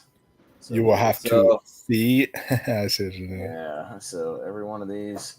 And then, actually, so I got to see which ones of these, because 2 of these are going to be the honorable mentions. Then we might have to vote on all those, because by default. 2 of those are going to be honorable mentions. Shoot. Yeah, because we have still got 12 up in there. So I'm going to have to go with some of the ones that even have 4, even movies with 4 S's. 2 of them are going to get bumped down to A tier honorable mention. That's how stacked list. That's how the stacked the all list right. is. So literally, it's got to be super hat. nitpicky. So Contagion has 4 S's, 1 B, 1 C. Creed has 4 S's, an A, and a B, so it is higher. Inception has 4 S's, an A, and a C, so it also has a C. So Creed is higher than Inception, and Argo has 4, an A, and a C, so that is also right there. So I'm gonna have to again get super nitpicky here. Inception, Argo, Contagion. Oh, it's gonna come down to like 1 vote. Let's see, Inception. I have to vote for it. I don't know. I gotta look over it one more time just to make sure. Ooh, Contagion has a B in there, so Contagion will get bumped down to the top there. It will be an honorable mention. Contagion will be the first official honorable mention. Okay. So then we also have to vote for one of these 2 to get bumped out into the honorable mentions. So our first real vote will be between Inception and Argo as to which one goes into the honorable mention. So that's what we're going to vote on. All right. So literally you vote which one gets voted down, essentially, which one you like less. Or we can vote for which one you like more. Let's vote for which one you like more. Which one should stay in the S tier out of those 2? Out of Inception and Argo, JPO. Argo. Wolf. Inception. Okay, Maria. Argo. Dan. Inception. I knew it. I'll go Inception. I will also go Inception. She said Argo to tie it up. That would have been funny. That would have been funny. Yes, it certainly would have been, but it is not there. So Argo, then I could have won in the chat. All right, Argo and Contagion will be it'll be 2 out of the 3 official honorable mentions. We're gonna vote for those other 5 between. For my money. Well, let me look. I got to get nitpicky again. So let me see which ones have like just S's and A's, and that's going to be the ones we vote on. So Fury has 3 S's, 2 A's, and a B. Interstellar. 2 S's, way lower than that. So, it has 3 S's, but lower other votes. Moneyball has 3 and 3, so that's actually higher than Fury. So Moneyball, leading right now. Spotlight has 3, 2, and 1. That is lower. Gravity, 3, way down lower than that. And so there's only 2. Right? So Moneyball wins it for that 3rd spot based on the votes. So that's where the votes come in handy, guys. It comes in handy later when we have to be nitpicky. That's where the votes come in. So every vote counts towards the end of the show. All right. So now we go back up to the S tier. Argo, Contagion, Moneyball will be our official honorable mentions for this. But a lot of great movies. I mean, look at all those movies are great. I mean, look at all those. Yeah. But okay. So now we have to go back. So Creed and Inception will both be kind of not on the chopping block. They are in the S tier. But Creed, 3, A and B, Inception has what is this? I keep keeping up all these movies on my paper here. Creed has higher votes than Inception, so Creed will be number 9, Inception number 10. Sicario has 5 and a C, so that will stay where it is. And Drive has 5 and an A, so that will stay where it is. Everything else, where was her? Her has, her 5 S's and a B, so Drive overtakes her for that spot.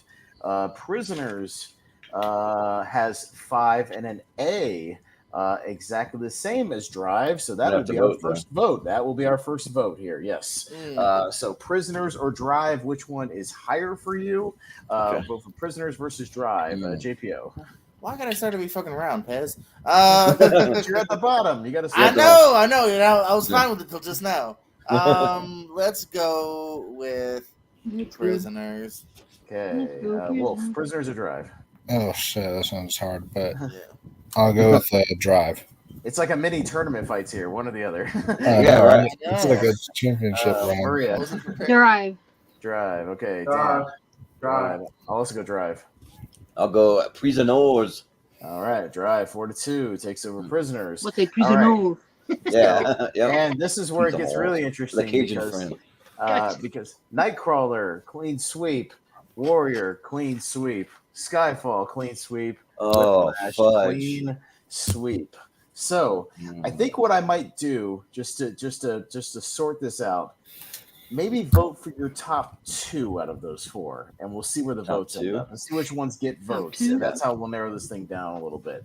Yeah. All right. We do this sometimes just to kind of, so it's not so all over the place. See which ones get the most votes. And what's the 4th one there? I can't tell. Nightcrawler. Nightcrawler. I see it now. Yeah. So, what would be your top 2 out of Whiplash, Skyfall, Warrior, Nightcrawler, JPO? Team W, Warrior, Whiplash.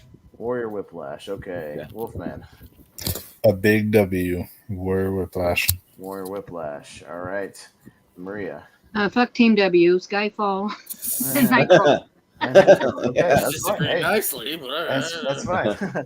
Dan, which 2 would you go with the highest out of I'm going to go with Warrior and Nightcrawler. Warrior, Nightcrawler. Okay. I will go Skyfall and Nightcrawler. Jordan. And I'm going to go Skyfall and Whiplash. And Whiplash. Okay. So what? Every single one of them got 3 votes.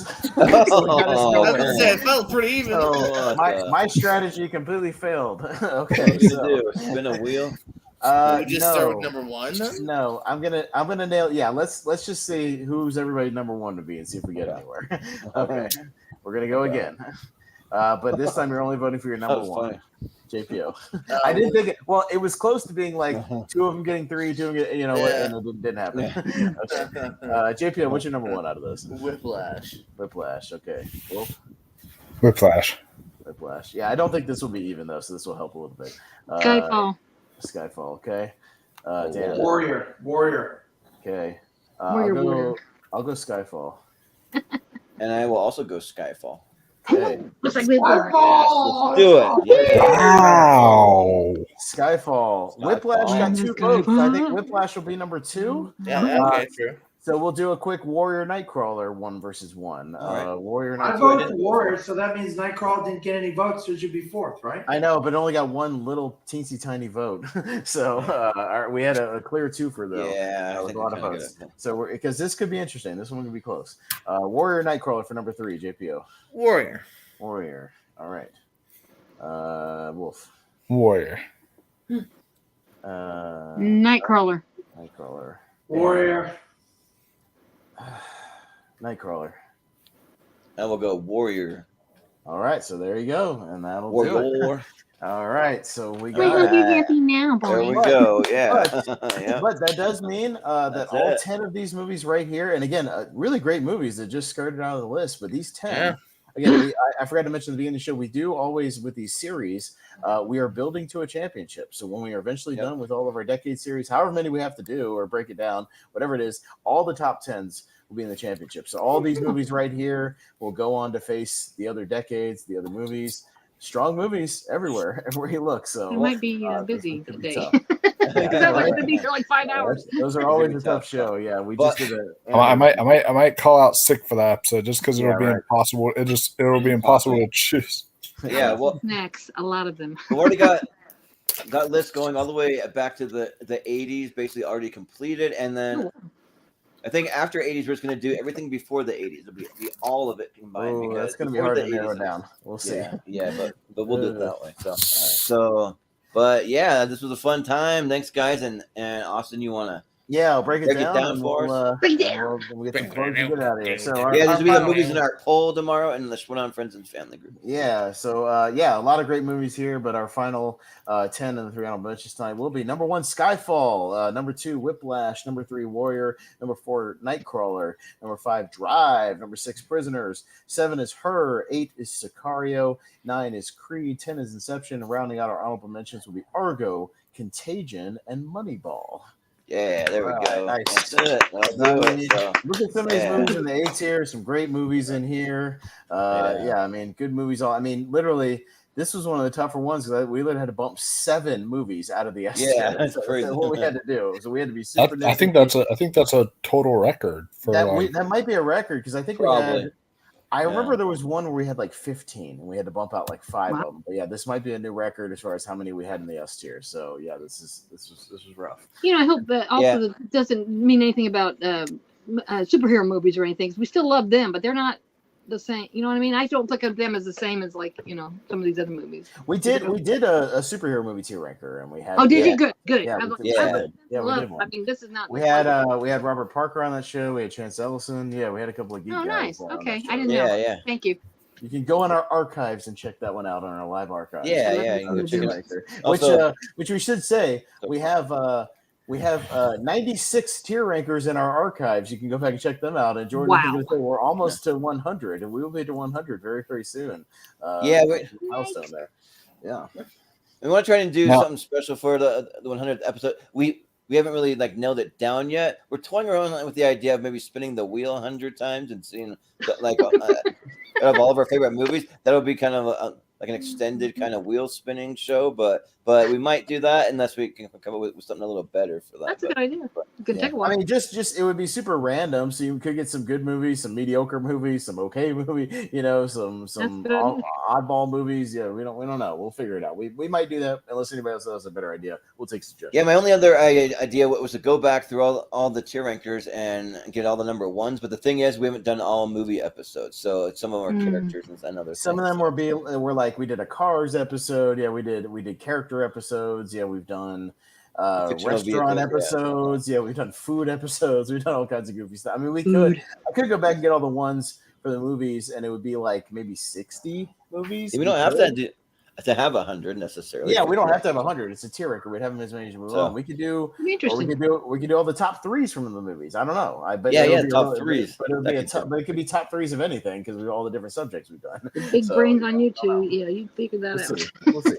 Yeah, so we'll let you guys know, and when it comes up to the 100th episode, we'll make some announcements and stuff. Jordan is going to make me do my homework and go back and look up all the tier ranker episodes, all the way to the end to find all the top ones. And speaking of homework now, all of you guys have homework to watch Coherence. No. Don't think you said it's on Tubi? Sorry. Yes, watch it. Like, I think it sounds is there anywhere that there isn't commercials? I don't fuck with commercials. Yeah, me neither. I mean, Tubi's good with their ads at least. It's like Tubi is not the worst. You are right on that, but still. Yeah. JPO, I see it on Peacock. If you have the cock. Peacock. I do have the cock. Yeah, it's also commercials for me. I see it on Prime as well. I don't know if that's Freevee Prime or just Prime. I don't know. That might be normal Prime. It might be the normal Prime. You might not have commercials on there. So there you go. Oh yeah. Cool. Just like I said, if a Buffy alumni's in it, I'm down. Yeah. So don't watch anything on Pluto TV. They're the most egregious. It's like literally every like 10 minutes. Like 7 minutes. It's worse than that. That's probably why I have the rule now is because of Pluto. And it is. If anyone's interested, Coherence is on Prime. Yeah, I was gonna say, JP, I just started on Prime. It would have had the freebie thing if it was freebie, but no, it is regular Prime. So no ads on the Prime. No, they'll give it a try because I feel like I know what you're talking about. I've seen that trailer again because of Xavier. Mm-hmm. So yeah, I've always been kind of interested. All right, let's get that out of here. But back on the screen here. There you go. But I will say though, one of the movies that I watched for this that I was like really surprised. I watched this movie called Byzantium. It's like what the fuck is that? The female vampire movie with Saoirse Ronan and then Gemma Arterton, and like holy shit, Gemma Arterton is hot. Like she's like my new crush. Holy cow, she's like kind of doing some prostitute stuff, like mixed with vampire stuff. It's kind of interesting. So she probably like that in real life too, right? If you didn't say Gemma Arterton, just sounds like a you wish. For a while, Gemma Arterton was like always the exposition girl in all the Sword and Sandal movies because she was in Clash of the Titans and Prince of Persia. Like she was always like the person leading around, like the hero guy, like spouting all the exposition. I just thought that was funny. She got kind of typecast for a little while. It was like the Sword and Sandals, like explain everything person. I thought that was funny. It's very similar to Interview with the Vampire. The golden circle. Gates of agony. Yeah, you have to go to this place. You can scare him somewhere. You have 17 hours and 12 minutes. But I did like it better. Lord than Agneron will come after you. Yeah. But I did like it better than Bram Stoker's Dracula. I'm not huge on that one, but I'm not huge on that one either. Yeah. Oh, Bram Stoker's Dracula. One word title or no? Three word titles. You count the Bram? All right. Yeah, Bram. It is officially titled Bram Stoker's. Did y'all count it? Ooh. Well, the first one is just called It. The second one is just Stephen King's It. Not that one. Not that one. Not the 1991. That's TV movie. Yeah. Don't count that shit. No. I'm talking the first It chapter 1. Like it was on the list. It was on the list because it was just It. If you look it up, it's just It on I just wondered. I just wondered. Wasn't fighting it. Keeping you honest, guys.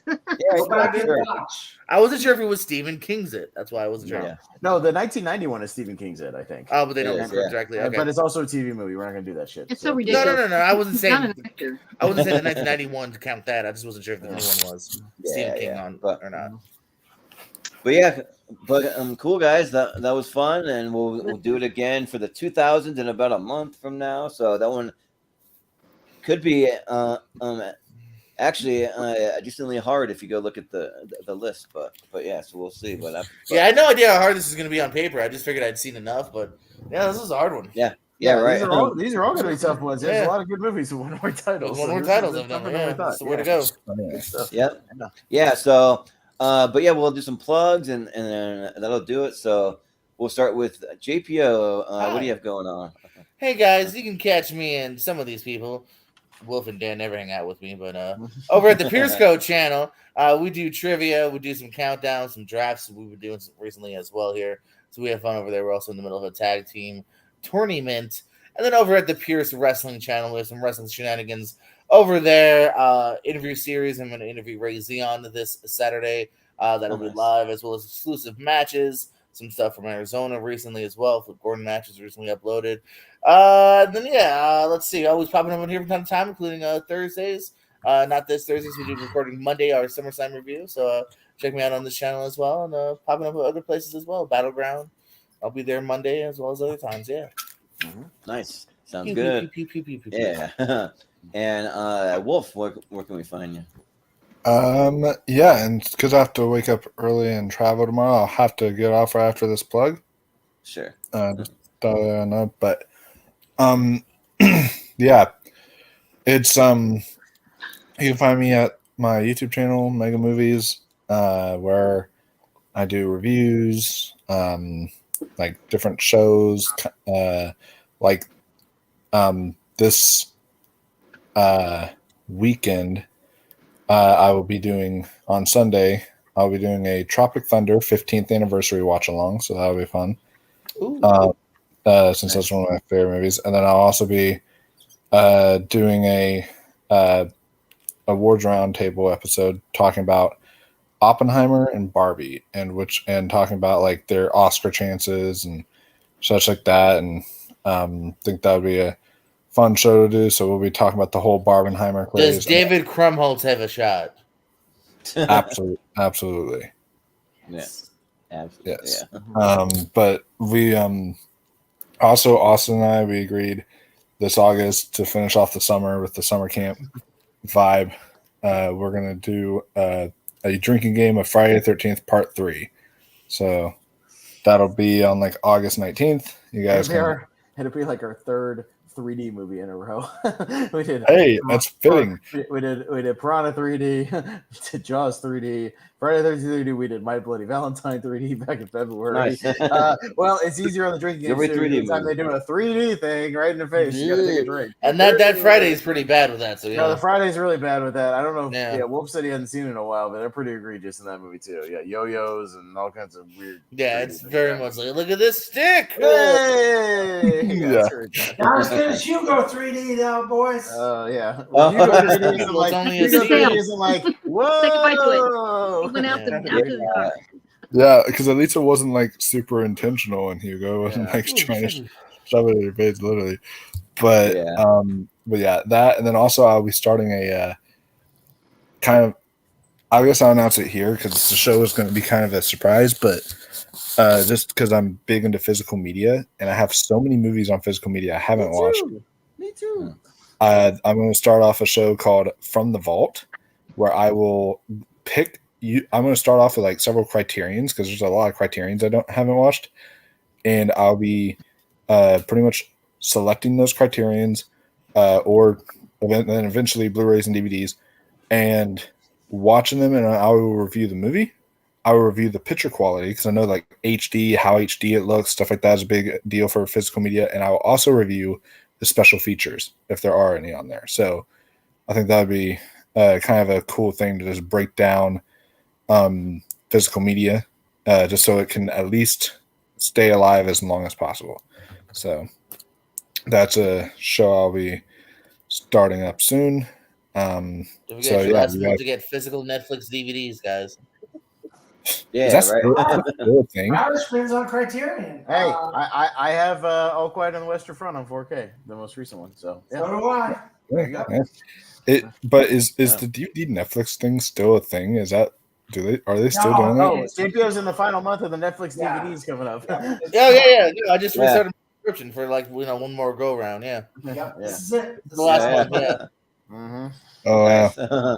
But watching Defending Your Life with Albert Brooks is what I'm watching tonight. Nice. Good one. That's a good one. But yeah, I'll head out, guys. But thank you for having me. This was a great show. Yeah. All right. Yeah. I don't care about your plugs, Dan and Maria. See you, Wolf. I guess not. Maria, you got any plugs, Maria?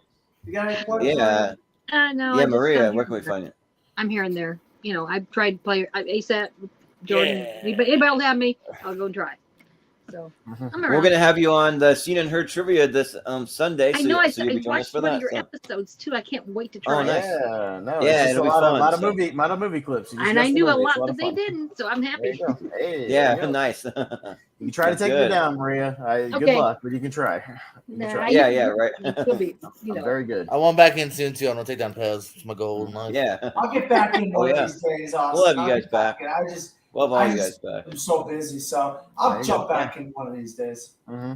But Dan, what do you have going on? Where can we find you? Well, I'm a film critic in Orlando, Florida. I write for 2 websites. My own website, FromTheFourthRow.com, and DisappointmentMedia.com. Also, I'm in the midst of a 5-part series called My Life, My Love, 50 Years in Film, where I'm celebrating my life through film from 1974 to 2023. And I've been getting some special guests on each episode. The 3rd episode just came out today. Well, technically yesterday. 3 minutes ago was yesterday. So go back to my channel, Dan Allen, on YouTube. You can see the first 3 episodes. I've had Jeremy Adams, Sandy Robinson, and a couple of my buddies, Stephen and Andrew, who do a show called Chasing Labels, a podcast about physical media. But them and I have done a lot of YouTube stuff over the years.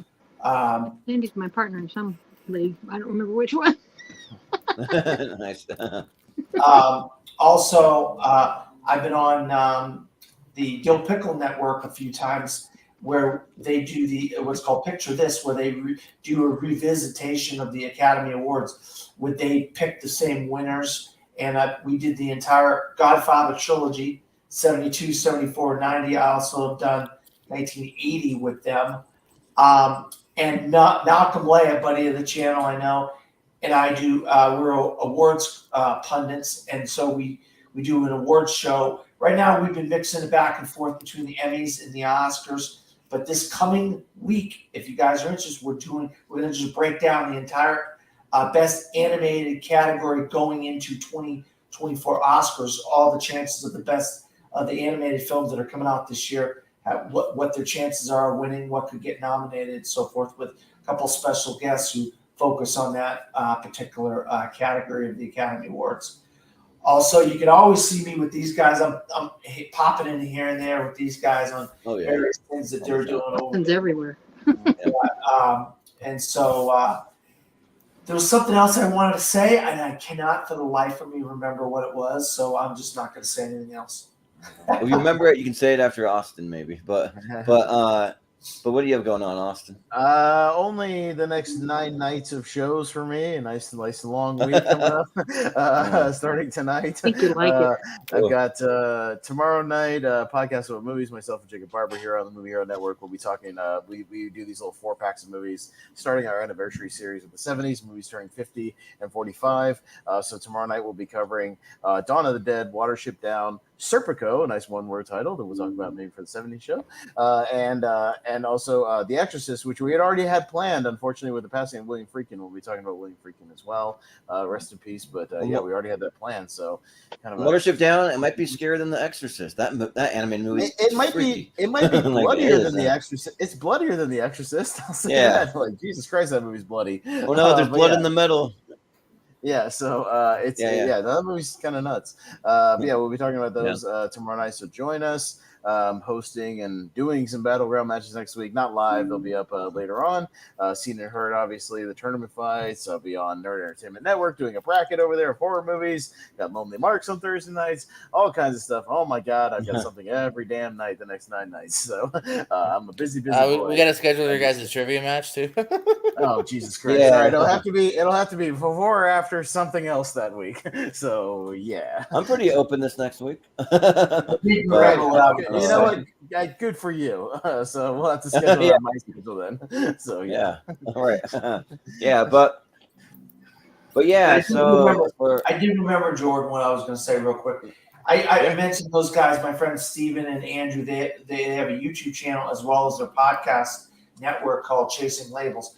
They do a show on their YouTube channel called The Unwatched Pile, and I was on there. And ironically enough, I actually talked about To Live and Die in LA, and my mystery pick was The French Connection. So if you want to hear me talk about a couple William Friedkin films that are very, very similar to each other, you can go to my friends, the Chasing Labels YouTube channel, and you can hear me talk about a lot about William Friedkin films. Yeah. Cool. Yeah, that sounds good. I need to bump out just because I need to use the restroom desperately. So I'm going to say goodnight. Okay. Leave the camera on. No. Yeah, right. You have to pay. No. So I will see you guys. Have a good night. Thank you very much. Tear Ranker after dark. Adios, muchachos. See you later. But yeah, so I'm just going to mention about Austin. Let's redo the show real quick. Now that Austin's gone, we can. Yeah, right. Well, so Austin and Malcolm and Brian Nussbaum did the Wheel of Movies yesterday on the channel, doing a little tribute to Mr. Paul Rubens. They did Pee-wee's Big Adventure, and they decided to show a little clip when Paul Rubens as Pee-wee Herman was on the WWE, and those efforts blocked the freaking video, and so it's no longer up there. Clip?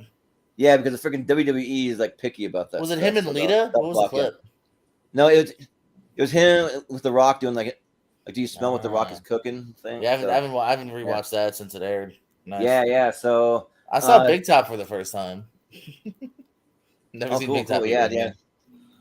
That one's interesting. Yeah, but Brian ended up doing a review of that for me. Pee-wee's Big Adventure for me. On my channel, on my website. Cool, nice. But yeah, and so what I'm going to do about that is YouTube has an automatic thing where you can just edit out whatever the copyright thing is. So I'm going to do that. But over on the Patreon, I'm going to put it on the Patreon. If you want to see the full video with the clip and everything, it'll be over on patreon.com/moviehero. You can watch it there. And speaking of the Patreon, we'll be doing a podcast soon. We haven't nailed it down exactly when we're going to do it, so there'll be some announcements within the next 2 weeks. I'd like to do it, but we're going to be talking about our best and worst movie theater experiences, like going to the movies. Yes, I told you, put me on that. Yeah, so well, JPO, and then probably it'll be like me, Austin, JPO, and Richie. Is what it looks like it'll be. So just watch for that. And you can follow us on all the socials if you go to Movie Hero 2121 on Twitter and Instagram, and also at Jordan83616. And that's where we make a lot of these announcements. Also in the Schmodown Friends and Family group. We also make announcements and have the polls for these episodes, so you can see the top 10 and the 3 honorable mentions. And then our Patreon, it's patreon.com/moviehero. And sometimes part of the Patreon, as long as ever gets blocked, we'll throw our trivia on there from time to time. And actually, I like to just throw it on anyway. So I'm gonna go back about 3 episodes behind on putting trivia on the Patreon, but you can still see them on our channel because they haven't gotten blocked. I've had a couple get blocked, but not the last 3, so that's lucky. But which funny enough, like for the amount of clips that we show over there, then we show one WE a clip and it gets freaking blocked. But like, yeah, man, you never know. Yeah, like when I do my countdown show, I'll usually try to show the trailer just every once in a while. Just one particular company will be like, "No, don't show myself." yeah, right. I'm just like, what? Okay, yeah. We're like trying to promote you and like. I originally had my original YouTube channels all got taken down because of WWE because I used to film the NXT FCW events. And finally, they were just one day they're like, "Yeah, don't do that," and like all my stuff got taken down. Really, all of it. My channels got deleted. Like, yeah. Jeez, that's crazy. Yeah, but we're gonna have some trivia going on this Sunday, so that's what I'm gonna be spending my whole entire day tomorrow. I'm gonna be clipping out clips. So yeah. I'm gonna go pull a Pez. I gotta write a trivia match for tomorrow myself. Peace. Yeah. Sure. Yeah. It's all good, but we're gonna be doing another marathon episode where it's gonna be all clips, but then we're gonna have a little in between around. It'll be I basically like picks and lists over on JPO's channel. I'm gonna show just a random person, and you have to try to name the person and the character from the movie for a chance at 1 or 2 points. So we're gonna have that little kind of fun round in there, and then normally on the weekends, I will do some video game streaming, but I'm kind of taking a little break this weekend because I got a lot of prep for my trivia, and then also I got some family stuff going on that's going to keep me pretty busy. A couple birthdays and things going on, so I'll be doing that. So just watch for like maybe about a week or so. I'll be back at it doing some late night video game streams. Usually do those late at night, but and then. This Wednesday for Wheel of Movies, we decided to do a little William Friedkin tribute. So we haven't been able to actually spin the wheel properly for a little bit. We're going to be reviewing the movie Sorcerer because me and Austin, we're big fans of the movie Sorcerer. So we're going to talk about that. So that'll be cool. And then the last little thing, I'll just give you a little preview of what's coming up. So on this Tuesday, so this will be for tournament fights and tier ranker. This Tuesday we'll be doing movies with a country in the title because we already did movies with the city and movies with the state. So we got movies with the country in the title coming up, and then we have friend of the show on Friday. We'll be doing friend of the show Matt Majot. We'll be doing his top 64 favorite movies. And actually, I was going to shout out Maria who. Just on tonight, she just sent me her top 64. I haven't found an actual date to do it yet, but we're going to be doing her top 64 too, so that'll be coming up. And then we have our best movies of 2009 ladder series. So that'll be a 3-part series that'll take place on a Monday, Wednesday, Friday for a whole week. Then we have we decided to so I'm going to announce this here. We decided for our best geek character series of all time that we're going to do. We decided to do a best Harry Potter versus Middle Earth character. So we're just looking for like anyone that's a big Harry Potter or a big Middle Earth fan. We're gonna be pitting 32 of each from each series up against each other. That'll go towards our best geek character of all time. And I think I have some pretty good people in mind. A few diehard fans of those properties. So I'll be reaching out. Then we'll be getting back on Friday, September 1st. Will be our best movies with one word titles from 2000 2009. So we'll be doing the 2000s, so that one will be coming up. And then we have best post-apocalyptic movies coming up fairly soon. We'll also be doing Dan, since you're still here with me, we're doing Dan's top 64 movies of all time on Friday, September 8th. So that's coming up too. So we'll be having some fun doing that. We also have another movie hero mystery tournament coming up after that. And I'll just give you just a couple little extra ones. We got a Battle of the Batmen that's coming up. So we decided it's going to be Keaton versus Bale versus Val Kilmer versus Pattinson. Because we already did a Ben Affleck episode. And then George Clooney probably has enough to do almost a whole episode for him too. So we're going to do those ones. And then we have our best Marvel characters will be part of our best geek character series. We got best Westerns coming up at the end of September, which Dan will also be a part of. So he'll be on that. He actually came up with the list for us, so we appreciate that. It saves us some work. And then, I think that's about it. I'll stop it there. So yeah, but yeah, and then soon I'll be putting up our upcoming schedule for the next 2 months. Will be on the Showdown Friends and Family group. That's always where I post the schedule. So if you want to sign up for some episodes, it'll be over there. If you sign up for our Patreon, then I'll post a schedule that'll be 4 months out, so you can get a little heads up and a first dibs on signing up for episodes before they fill up. And also too, if you haven't subscribed yet, definitely subscribe to the channel. Definitely hit the thumbs up, share it, all that stuff. That actually really helps us out. And then if you go back to our main page on the top banner in the bottom right hand corner with some little icons, and one of those will take you over to the Patreon. I also have we have a Venmo up there. We have a GoFundMe page. We have a bunch of those things where you can donate. If you donate even $1, then you let me know, and I'll send you one of my one-sheet movie posters from my time working in the movie theaters, and I got about 50 of them to choose from because I worked in theaters for about 3 years, and I collected quite a few. They're exclusive only to the movie theaters. You can't really get them anywhere else unless you pay a lot of money or you have some connections, something like that. But and if you donate more, there'll be some chances to be on the show, some chances to create your own episodes, just that type of thing. But that will do it for us tonight, though. That was a fun time. Thanks for sticking around, Dan. I appreciate it. And let me see if I can remember everyone. So for JPO, for Maria, for Wolfman, for Austin, I've been Jordan, the movie hero Anderson. We will see you next time.